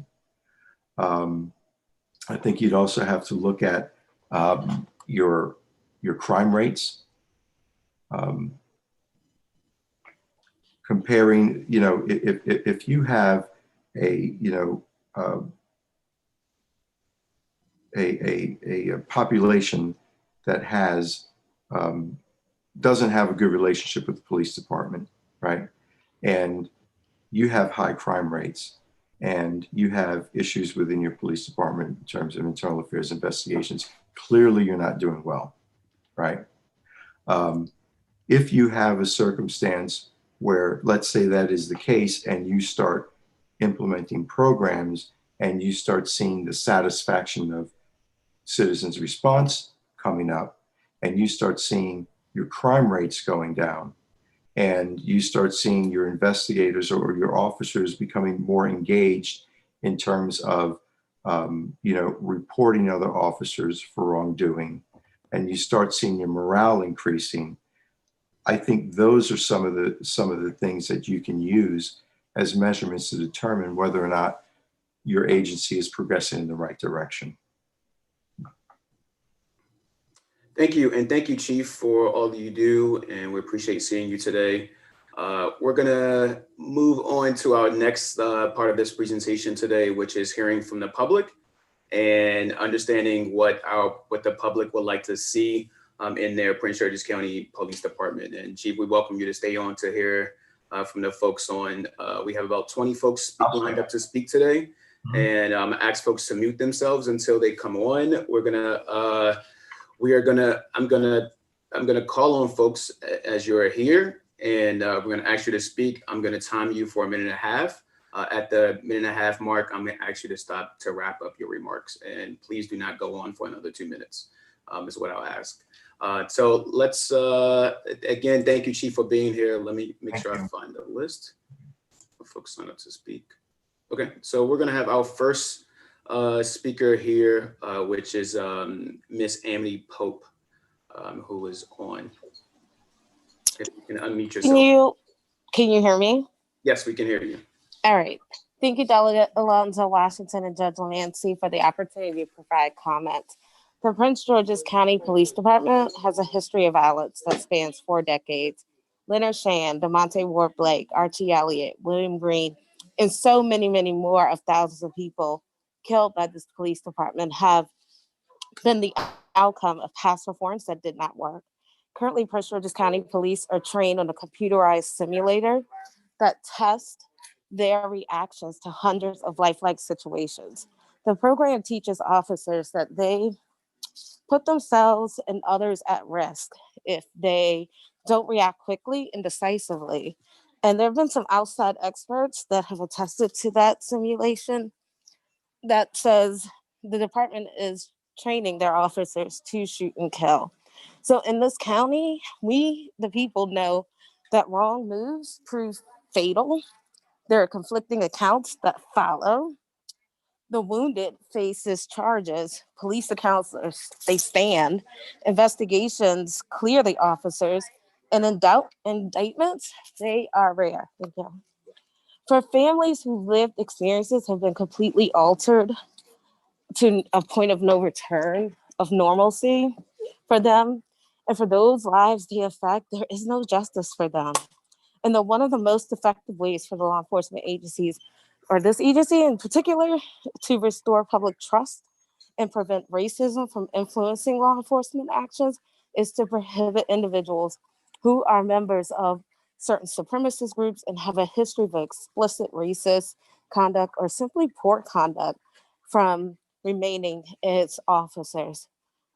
So we must not forget that policing was often less about crime control than maintaining racial social order and protecting the privileged class. Slave patrols were among the first public policing organizations formed as policing. And there is no way, and I mean no way, to untrain racism. So I urge you to address the recommendations provided by the PG Changemakers Coalition, where they represent the voice of impacted people, the voice of the brutalized and scared members of this diverse population.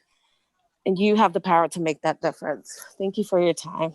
Thank you, Ms. Pope. We appreciate that. Our next speaker, we're going to go to our very own county councilperson, Denny Taveras.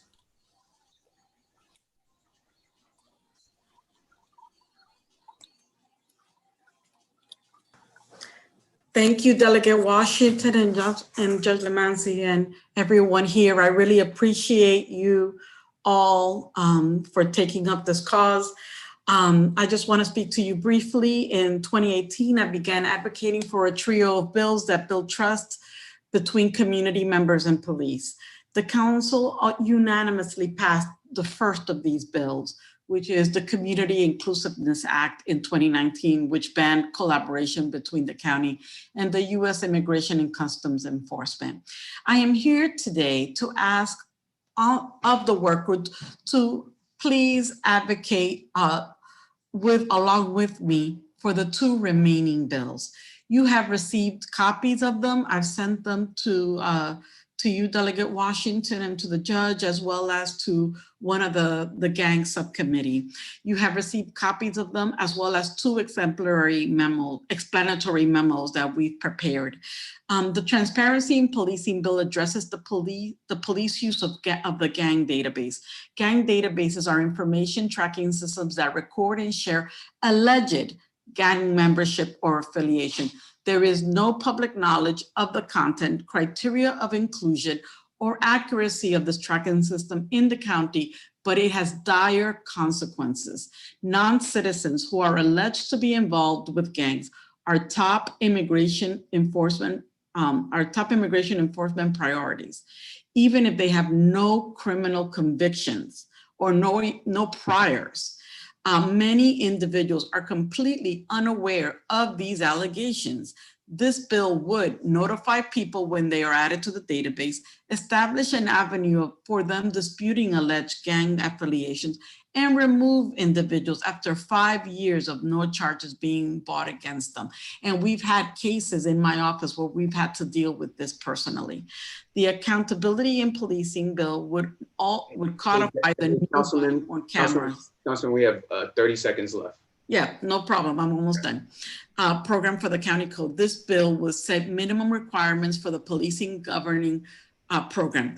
And it says the length of time that the footage will be stored. It requires regular reporting for the program to the council. And this bill will ensure that the program is operated consistently, and any proposed changes that contradict the bill will be considered by the council. So I respectfully, again, request your consideration for these two bills, and that they strongly be considered for inclusion in your final recommendations. And with that, I say thank you. Thank you for the opportunity to speak. And please, I would hope that you would share my bills with the entire task force. And with that, thank you. Thank you, Councilman. We're gonna go to our next speaker, Mr. Hutto. Jonathan Hutto, are you on the line? He said he may be running a little late, but he will be on. Well, we're gonna go to Miss Linda Green next. Miss Linda Green, are you on the line?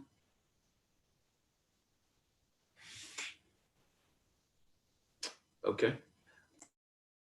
I'm gonna ask Miss Parker to speak today. Miss Parker, are you there? I am, thank you. I previously spoke at the last section and I also presented with PG Changemakers. So I'm gonna try to make my statements concise. I wanted to thank everyone that was on the Reform Committee for your hard work and your dedication to this for the last several months. I will say it as a critique.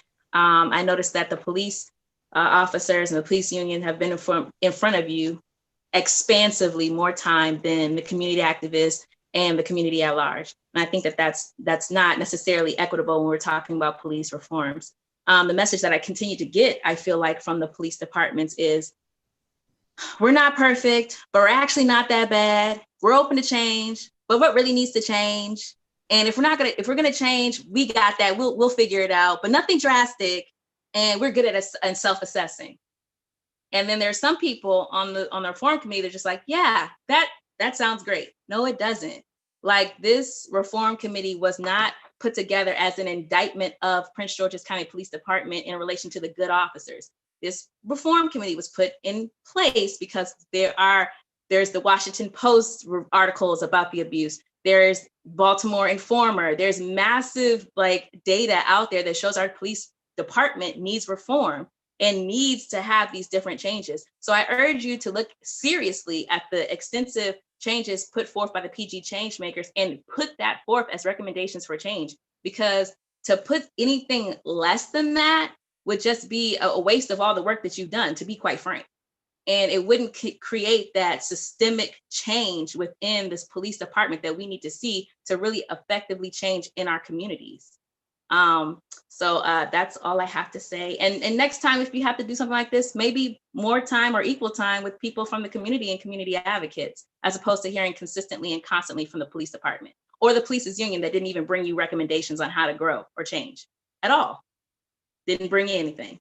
Thank you, Ms. Parker. We appreciate your comments. Thank you very much. You're welcome. We're gonna go next to Vanessa McNabb, if I'm saying that correctly.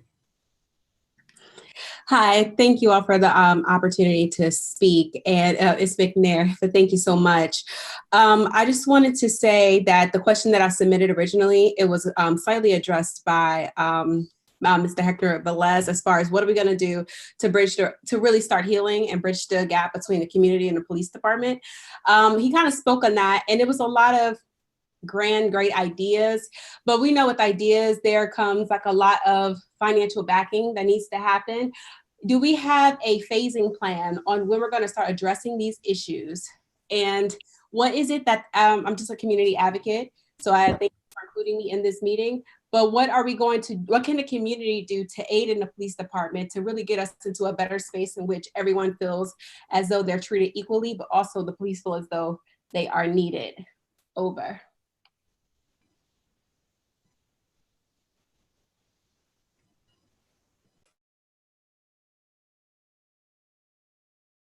We can't hear you. Thank you. I thought I was muted. I thought I was unmuted. I apologize. Thank you, Ms. McNair. We have next Ms. Belinda Queen. Good evening to everyone, you guys. Thank you for taking the time out to listen to our speech. Real quick, I'm not going to be long. I just want to say that we must rethink what public safety means and engage collaborated reform to ensure that every person throughout Prince George's County and even our visitors feel safe, and every person feels safe, especially in their communities. One of my biggest things is with the Police Advisory Council. I am a member of the Police Advisory Council, but the issue I have is most of the people who are members are seniors. There are people who have been on here for years that are older than me. We have to change that. And another issue I have is the majors are picking and choosing who they want on the Police Advisory Council. That is not what advisory council should be about. I know throughout our county, and it's not just the police, we seem to have a problem with picking and choosing who we want on these councils. But if we really want reform throughout our county, we need diversity. And diversity means we need everybody. We need all ages, all genders, all race, no matter what sexuality. We really need diverse on these councils. So I'm asking you, when you talk about reforming, make sure we reform these advisory councils. Thank you. Thank you. Mr. Richard Elliott. Yes, give me one moment so I can put headphones in.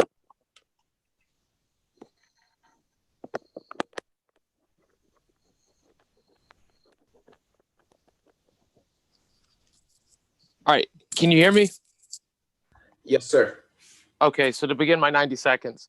So to echo what was said earlier by Amity Pope, Prince George's County Police Department has a horrid record going back many, many years, including a federal investigation from the Department of Justice in the early 2000s, or excuse me, in the late 90s to early 2000s.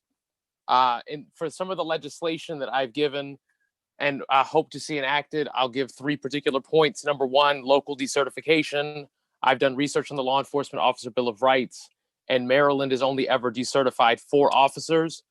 This is significantly fewer than most other states. It's an incredibly low number, and it does not bode well for the ranks of the Maryland's different police departments. So I think that Prince George's County can have local decertification of officers to remove them from either the police department or the sheriff's office. Number 2, that the county council, the House delegation, and the Senate delegation should support a total repeal of the Law Enforcement Officers Bill of Rights. And then number 3, support Anton's Law, Delegate Gabriel Acevero's legislation to improve police accountability and transparency and create a statewide use of force mandate. As was seen during the statewide police reform committee meetings, statewide, there is no use of force law for some officers in some jurisdictions. They've been able to get back on the force after they've been convicted of misdemeanors, as has happened in Baltimore City. In the state of Rhode Island, even, you can stay on if you have a felony. So there's drastic statewide. Mr. Elliott, can you wrap up for us, please? Yeah. So in summation, the 3 things I'm supporting are local decertification of our officers, and a county and local delegation support of a repeal of Leober and supporting Anton's Law. Thank you. Thank you. Crystal Joseph.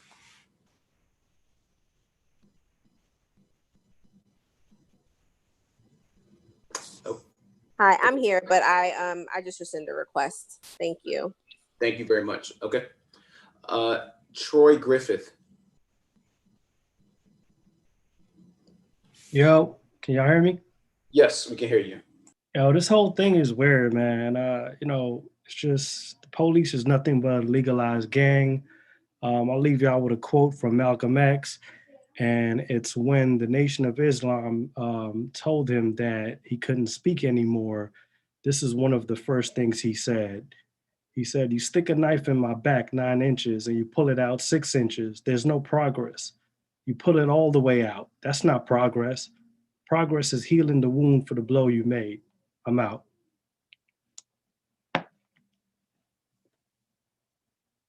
All right, thank you. We are going to Keith Carey. Hi, I just want to thank you for this opportunity to talk, and I just want to keep it real brief. So I want to thank you, Delegate. I want to thank you, Judge. And this is basically to the police department with Hector, Mr. Velez. My name is Keith Carey, and I'm of the Serenity Outpatient Services. We're a behavioral health provider in Largo, Maryland, so we're very local. There was just 2 parts to my question. One is, every officer given a rotation from field work to the desk work, like every week, every 2 weeks, every month, just to combat natural trauma that's given from the field work? And do they have the required counseling? I know we talked a little bit about, some of the psychological department being involved, but can they be a little more hands-on? And is it some extra help or requirement or people that can give services to help in that's caused by field work to people, with the trauma and stress? The second part of my question is there a separate training for dealing with substance abuse and also mental illness while officers are in the field, because that would also cause it to be less fatal encounter with individuals, because officers are not able to articulate, this is a mental illness, this is substance abuse, I need to handle this a little differently than I handle every other case. And in doing that, I think that will resolve some of those issues and be less fatalities. So those are the two main questions that I had there. And one last one, if I have a little more time, is just when it comes to using lethal force, we understand there are opportunities and times that is required. But is there a procedure in place specifically to using a taser first, a non-lethal protocol, and then using lethal force with a service weapon? And if so, where is the accountability? And that's all I have to say. Thank you. Thank you, sir. I appreciate your comments. Next, we'll have Michelle.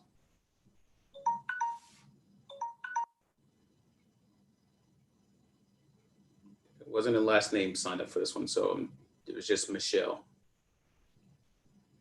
All right, we're going to move on to Michael Richardson.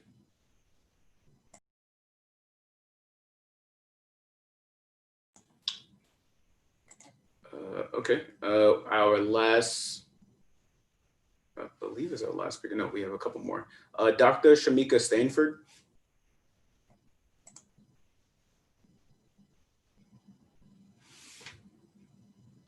All right. Margaret Bowles.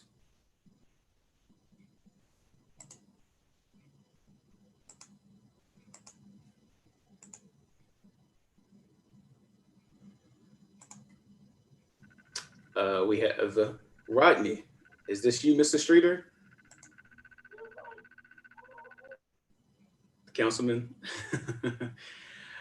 Is there another Rodney on the line? There must be another Rodney, yeah. Okay. You can fill his place if you like to. We had another council member earlier. No, I'm joking, Councilman. Pamela Monroe.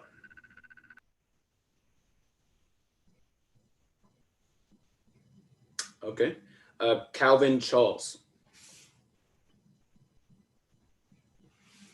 And last speaker. Calvin Charles is here. Oh, okay. Mr. Charles, go ahead. All right. Sorry about that. Monique, turn this down. I appreciate you all for allowing me to come on this phone call real quick.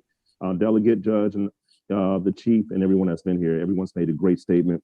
For a lifelong county resident, I think we're moving in the right direction. For a person whose mother was on the police reform years ago, so I understand the mission here. So also I ask that the reform people look at is let's look at all the great things that has happened, and let's capitalize on that. And what Janet Parker said, the things that are going wrong, let's see how we can weed that out and make sure we have great officers that we can service our community. We have productive citizens. And for the financial base of the county, people will want to move here, stay here, and know that we have a strong public safety community that takes care of their people, regardless of race, color, creed, or gender. So I appreciate that. And I just ask, let's follow those steps that past predecessor, Stawinski, Chief on the Go, and many other organizations have provided, along with Park Police that are out in the community. I thank you all for allowing me to speak. Thank you, Mr. Charles. Leslie DeWhite. Good evening. Are you able to hear me? Yes, we are. Okay, thank you again. Why don't you take some time with me and imagine, you witnessed the trauma of domestic violence in your community, and you call the police, and when the police show up, they roll up on you and they say, "Oh, it's you again." And when you ask them what they mean by that, they tell you that they have been to your house many times for an incident just like that. You can imagine the insulting nature of a comment like that, and especially when it's inaccurate. It was from that experience that I had myself personally that I learned the lesson that there's danger in becoming too familiar, but there's also danger in not being familiar enough. And so with that, I offered these 4 recommendations, which I'm glad to hear were offered by Interim Chief Hector Velez. Recommendation number one, I'm asking that you all consider the policies and the practices that allow the frequency of the rotational assignments to be changed so that there isn't a situation where an officer gets too familiar with people that they interact with. Two, I ask that you consider the frequency and the points at which the officers have to interact with the psychologist, because it's more than just witnessing a violent event, as spoken to by Chief Velez, that there are workforce trauma issues, there are other life events that inform trauma that show up when an officer responds to the public. Three, I ask that you consider mandating that every officer has a tour with the cops unit, because the people that pull you over and the people that you interact with are not the same cops officers that you interact with in your community. And then four, and lastly, I would ask that you guys reevaluate the efficacy of the relationships that have been established with the county health and human service agencies. Chief Velez spoke to the contract that they have with Affiliated Sante, but there are other mental health organizations, there are other DV opportunities and partnerships that are there, but they're not as strong as they could be because of police relations. With that, I say thank you, and I offer back the remaining of my time. Thank you. We appreciate that. Jonathan Hutto.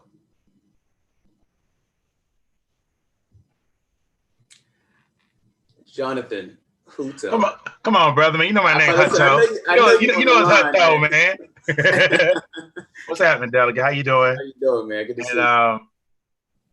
And good evening to all the members here of the task force. I want to thank you all for the awesome job that you all have been doing in terms of just providing a forum, for all stakeholders, no matter how they come at this, to engage this work. I want to give a special salute to Josephine Parker Morning for leaning on me to be present this evening. I'm not going to be long here. I struggle to be somewhat strong. I'm not going to be long at all. I'm going to try to keep this at about 5 to 7 minutes max.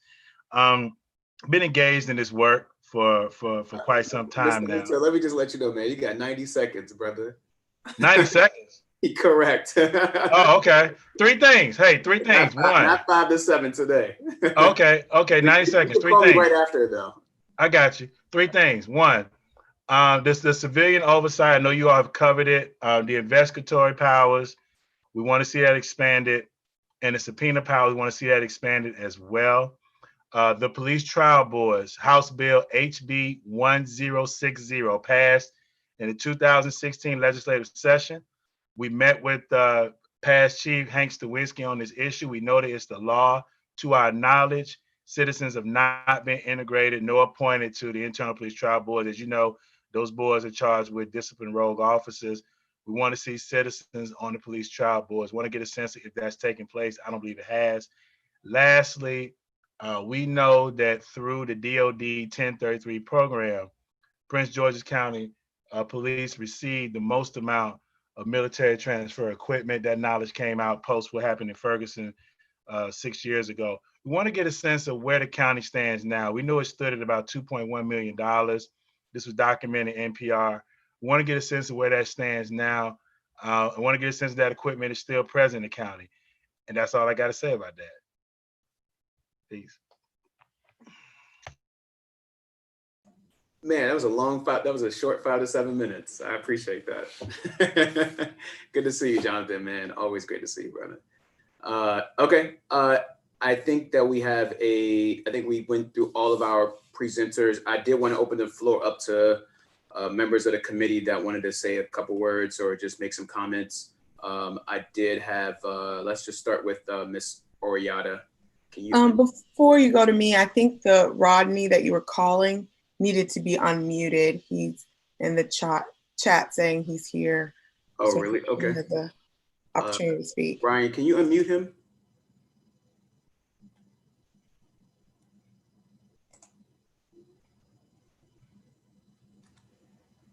He's unmuted.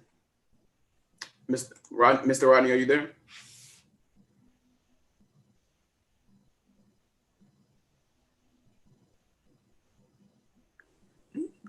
He just sent a chat saying, "I'm speaking. Can you hear me?" I can't hear him. Yeah, none of us can hear him. Unmute himself now.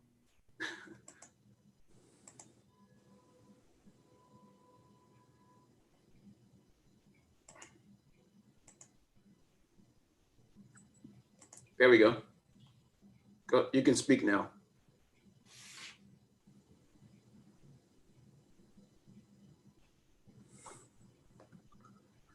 I'm sorry, Rodney. We're gonna have to. We can't hear anything you're saying if you are speaking. If you can call back in, okay. Well, if you call back in and we're still on, I'll recognize you.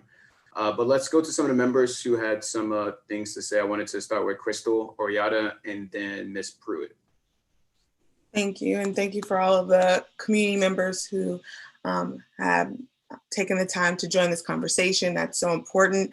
One of the things that I am really thinking about as a key recommendation that I hope that we as a work group are able to land on is really this question about how do we weed out bad officers early?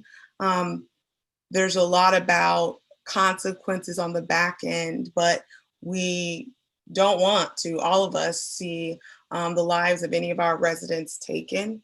And I just want us all to, as we are winding down and getting to the end, thinking about that question of like, how can we save lives by weeding out officers early? And one of the things just to elevate, for example, when we talk about use of force and we always go to the most extreme, we talk about murder, right? And taking someone's life, but we see instances that are damaging in our community where officers shove and hit community members, and it doesn't lead to, in that moment, murder, but it is a warning sign, and having tangible consequences that are written and followed equally across the board is one of the sound recommendations I hope that we can land on. Just an example of witnessing a community member being pushed by an officer. Weeks, months go by unprovoked, no response, no consequences. And to me, that's an early sign of an individual that's anger management issues, that isn't able and should not be with a badge and a gun in our communities. And I've asked this question over and over again about tangible consequences for early signs, and I haven't found that yet. And so I think that is something that we as a committee, I really would like to see us land on some tangible consequences so that we can make sure that we actually do what we're intended to do when this reform group was find ways to save lives in our community. So thank you. Thank you. We look forward to those recommendations from you, Ms. Oriata. Yes. Hello, this is Rodney. Can you hear me now? There we go. Okay, Rodney, right on time. Perfect. Yeah, thanks. Sorry about that. I don't know what's going on with my computer. I'm an IT guy, and I'm like, wait a minute, what's happening here? So I appreciate you guys' forum and this opportunity to talk. And so one of the things that, actually the main thing I wanted to bring up was I've been in this community for about 6 years or so. I've lived in Maryland all my life, but in this community is in PG County. And one thing I've noticed that kind of frustrates me and other people that I know of is the presence of when the police are kind of parked outside of just regular retail places and regular good establishments, even including Woodmore, whether it's Best Buy or different restaurants, or even posted up inside of restaurants like 4 or 5 police officers deep. And it seems to me, and normally when it's in high presence where they think maybe black males are there or something like that, I mean, that's the impression I get. But to me, I feel like when we talk about reform, you need to take a look at that because, you know, young kids grow up in the neighborhoods with their parents and well-to-do environments, and they go to these different places just to eat, just to buy things. And they have kids, excuse me, and the kids may think that's the way life is. You're supposed to be chaperoned by the police, and the only way that you can behave is if you need a high police presence and things like that. So I think a lot of that needs to be rethought about in terms of how it makes people feel, the stress, the frustration, and to feel as though everyone is a criminal rather than being protected, because it doesn't feel like you're being protected. It feels like you're being watched and you're carefully, and it feels like you're almost being like kind of picked out to where you're trying to find something wrong to do that type of pre-textual type of stop, you know, whether you're just leaving the restaurant or the retail store. And so I feel that that's one area that really needs to be looked at because it affects everyone on both sides. I even think it gives the police a sense of power that doesn't need to be there and how they look at the community and the people involved. And like I said, people just want to be out. They just want to eat. They just want to walk around the harbor. They just want to spend time with their family. And when you're doing that in those environments, you don't feel comfortable. You feel like you're being watched. Mr. Rodney, can you wrap up your comments, please, sir? Actually, I'm done. Okay, perfect. My apologies. Thank you, sir. We appreciate your comments. And thank you. And I just want to thank all of the community members who signed up today for speaking in front of us, in front of this task force. We wanted to hear from you directly. I can promise you that all of our recommendations are based on your comments, and we have wrote them down and we have listened to them. And so I think I hope that the rest of us, and as we continue to develop these recommendations and present them to the county executive on December 4th, that it's something that the community will be proud of. So thank you for being here and thank you for your time. I'm gonna go to the next person who wanted to speak, Ms. Sonia Pruitt. Good afternoon, well, actually good evening, everybody. Thank you, everyone, all of my peers on the task force, the community members that are so vested in their safety and the safety of their loved ones. And I want to thank the judge and Delegate Washington too for leading this effort, because it has been very time intensive and really deep. And for me, my experience coming from law enforcement. So I'm going to speak to that very briefly. And this comment is actually directed towards Chief Velez. Chief Velez, thank you. I appreciate how much time and effort you apparently put into your thoughtful responses. It must have taken a lot of deep thought to put those responses together. But what I would like to ask you to do now is to consider a comment that you made about recognizing and acknowledging officers who have something to say or something to share. That's near and dear to my heart, being that I was an officer who climbed through the ranks with a lot of challenges because of my outspokenness, because of my viewpoint, which did not match police culture. And as a result of that, you know, I had some things I had to deal with, and it was painful and it was stressful and it was traumatic. So you might have officers, as a matter of fact, we know that you have officers who at least feel that way. So I would ask you, as you are doing your outreach to the community, to remember that police officers are a community too. And besides actually just giving them a nice ear on soft issues, consider that you might have some very difficult issues that you're going to need to listen to and actually address. And it may be very, very hard because it's going to go against the wall of police culture. And so that is my ask of you. And again, thank you, everyone. Thank you. This is not, I just want to remind folks that I do want to hear from everybody. We're going to have another meeting next week to discuss our proposals from some of the subcommittees. But I did want to just open this door open to, because we haven't had these types of discussions publicly amongst all of us. So I wanted to just give everybody an opportunity to say something about the reforms, the potential recommendations, or anything you wanted to talk about. Ms. Josephine, did you have a comment you wanted to say? Yes, and this, thank you, Delegate Washington. This comment, our question is directed to Chief Velez.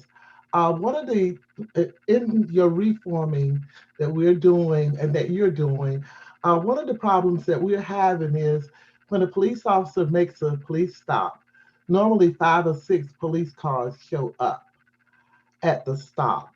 And this seems to project this person in this car as some major criminal, when it could just be a traffic stop. It doesn't matter. All of a sudden you have 5 or 6 police cars there for this one person. And so, you know, as you're making the changes, I hope that you will take this into consideration, because it doesn't make the community or the citizens feel safe when you're surrounded by that many police officers. Thank you so much. And thank you all. Thank you to the community, and thank you, Chief Velez, and your officers for the job, for the great jobs that you do. Thank you so much. Okay, not seeing any other comments. I want to thank you all for being here. Just a quick, I didn't see any, so if you guys want to raise your hand, just please let me know. And I'm taking comments only from, we're taking comments only from folks on the task force. Just real quick, just a reminder, recommendations are due to the subcommittees by tomorrow. And tomorrow, all subcommittees work is completed and sent to the subcommittee and sent to the chairs. And we will begin voting next week on some of the recommendations. And those meetings will be public at the same time next week. Any questions on the order of the next few meetings? Thanks, Ms. Parker. I'm glad you don't have any questions. Anybody else? I just have a question on timing. Is there a certain time our recommendations are due tomorrow? And do we need to send them to each individual chair, or do we just send it to you and the judge and you'll disseminate it?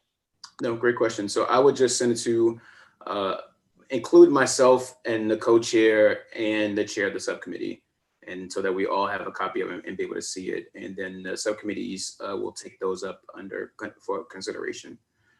But I urge you to get those to them as quickly as possible. I can give you a 12 a.m. deadline, but just be considerate of your colleagues on here because they have to review them and look at them, and they're already developing agendas too. So I just ask that you be considerate of your colleagues, and that's why we try to get this date initially as well. Judge, you have anything to add to that?